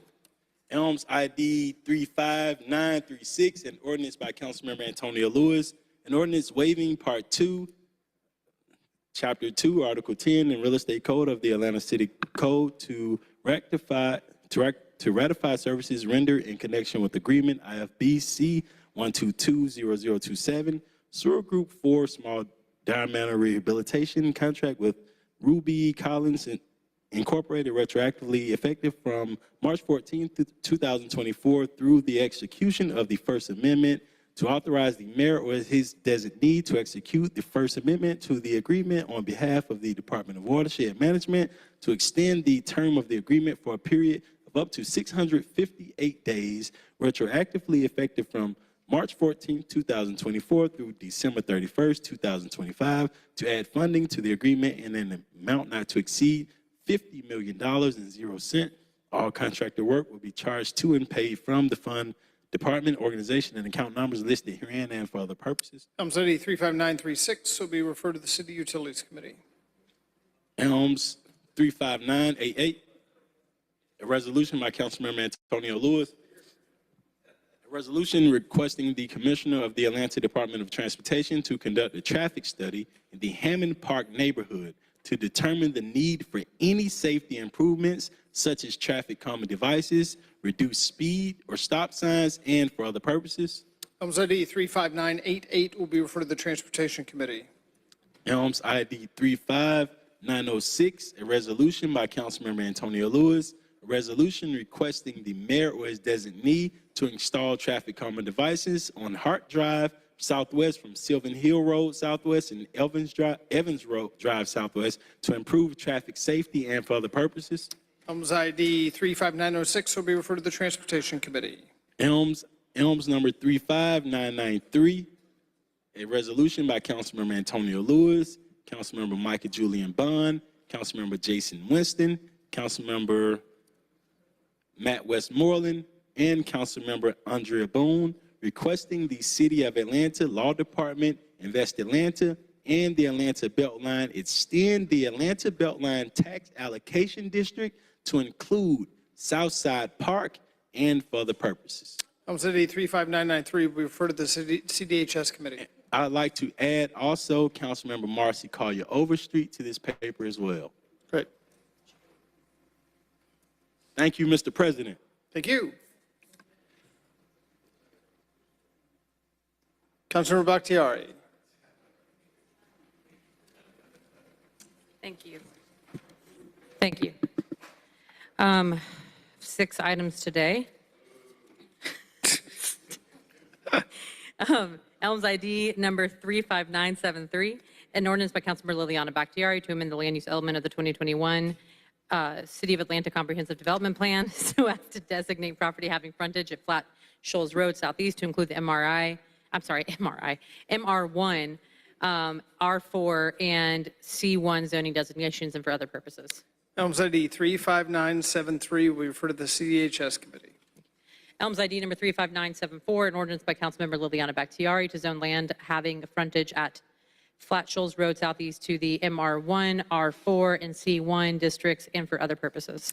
Elms ID 35974 will be referred to the zoning and ZRB committees. Elms ID number 35972, an ordinance by Councilmember Liliana Bakhtiari to provide for the annexation of properties having frontage at Flat Shoals Road Southeast and unincorporated DeKalb County to the corporate limits of the city of Atlanta, Georgia, pursuant to the 60% method to extend the boundaries of the Atlanta Independent School System, to notify the Georgia Department of Community Affairs of such annexation and for other purposes. Elms ID 35972 will be referred to the FEC. Elms ID number 35987, ordinance by Councilmember Liliana Bakhtiari, Overstreet, Bond, Westmoreland, Lewis, Hillis, Juan, Dozier, Amos, Winston, Shook. An ordinance to amend certain provisions of Part 16 zoning, the City of Atlanta Code of Ordinances for the purpose of prohibiting hookah bars from opening and operating within 2,000 feet of any public or private elementary or secondary school and for other purposes. Elms ID 35987 will be referred to the CDHS committee. Thank you. Elms ID number 35981, an ordinance by Councilmember Liliana Bakhtiari, Overstreet, Bond, Westmoreland, Hillis, Juan, Dozier, Amos, Winston, and Shook, to amend certain provisions of Part 16 zoning of the City of Atlanta Code of Ordinances to prohibit retail vapor product stores and retail tobacco product stores from opening and operating within 2,000 feet of any public or private elementary and or secondary school, to prohibit retail vapor product stores and retail tobacco product stores from opening and operating within 2,000 feet of each other and for other purposes. Elms ID 35981 should go to the zoning committee, and as well, I need to make a correction, 987 also should go to the zoning committee. Both of those distance requirement papers. Let me know when you're ready. You good? Okay. Elms ID number 35976, a resolution by Councilmember Liliana Bakhtiari, Overstreet, Bond, Westmoreland, Lewis, Boone, Hillis, Juan, Dozier, Amos, Faroki, Winston, and Shook. A resolution directing the Department of City Planning to build and maintain a repository of all approved sidewalk waivers and for other purposes. Elms ID 35976 will be referred to the CDHS. Thank you. That is all for me. Thank you. I believe those are all the papers today for referrals. So we will now move to general remarks. Councilmember Dozier. Thank you, Mr. President. Just to add a brief remark, I know there's a couple of public comments today concerned about what's been going on in Mechanicsville. I did want to let my community members in the Mechanicsville community and across the district know that our office has been working on a Mechanicsville-focused public safety town hall. I've been working on it for the last few weeks, even before the incident.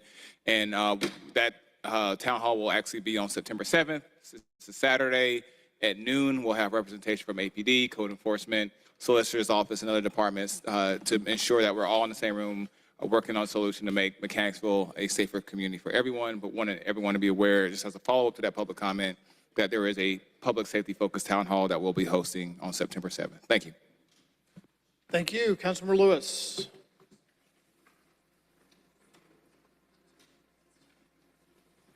Thank you, President Shipman. I also want to send my heartfelt prayers out to the families that were impacted in Dunbar, Mechanicsville neighborhood.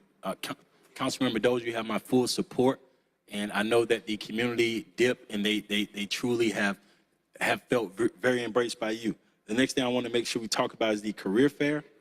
On Wednesday this week at 9 a.m. until 1 p.m. at Roselle Fan and Recreation Center, 365 Cleveland Avenue, we will be having a hiring career fair with the Department of Watershed Management, the Department of Public Works. The Department of Public Works will be filling all of their open entry-level positions at the Roselle Fan Recreation Center.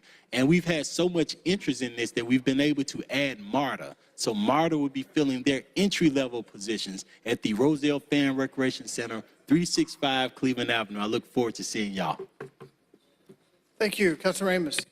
Yes, Mr. President, just want to say thank you to all the District 3 representatives that came out last week to the District 3 Town Hall, also to all of the city departments that came out to support us as well. But last and not least, I'd like to thank my staff who put together what I think was a perfect show riddled with information for the community and for the district. So thank you, everybody. Thank you. Councilmember Overstreet.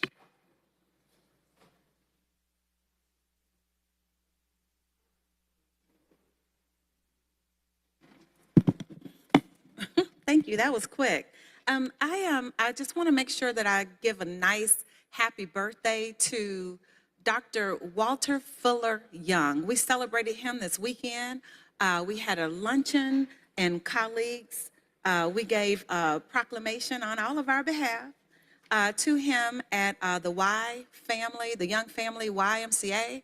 And then we had a community celebration after that. And then Sunday, yesterday was at First Congregational joining for his actual birthday at church. And just, he's a pillar in our community, and I just want to make sure that he is well celebrated. So happy birthday, happy 90th birthday to Dr. Young. Thank you. Councilmember Bakhtiari. Thank you. I wanted to take this time or this moment to say that we are having our next Chat and Cheers, which will be Thursday, August 29th from 5 p.m. to 7 p.m. at the newest restaurant in Eastlake, which is called Jeans. So if you have any questions or if there's anything I can answer or you just want me to listen, you can come there. I'll be providing light bites, but come take a seat, help support a small business and talk to me about whatever issues you have going on. Thank you. Thank you. Councilmember Bond. Thank you. In the spirit of announcing birthdays, I'd like to acknowledge my grandmother's birthday. Miss Louise Johnson Clopton turned 99 last week on August the 13th. Former nurse, precinct captain, Fulton County voter registrar, longtime community activist, still watches all of these meetings, if you can believe it, in between Turner Classic Movies. So happy birthday, Mommy. Thank you. I'd also like to wish my mom a happy birthday, who celebrated her birthday last week. And just a reminder, if you have not registered to vote for the November 4th election that's upcoming, please register to vote. If you have registered to vote and you need an absentee ballot, you must request that absentee ballot this year. Starting today through October 25th, you can request an absentee ballot for the November 4th election. With that, I would ask the clerk to call the closing roll. Madam Clerk.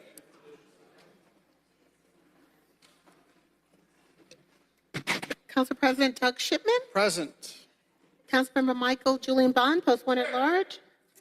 Councilmember Matt Westmoreland, Post 2 at Large. Councilmember Jason H. Winston, District 1. Councilmember Amir Faroki, District 2.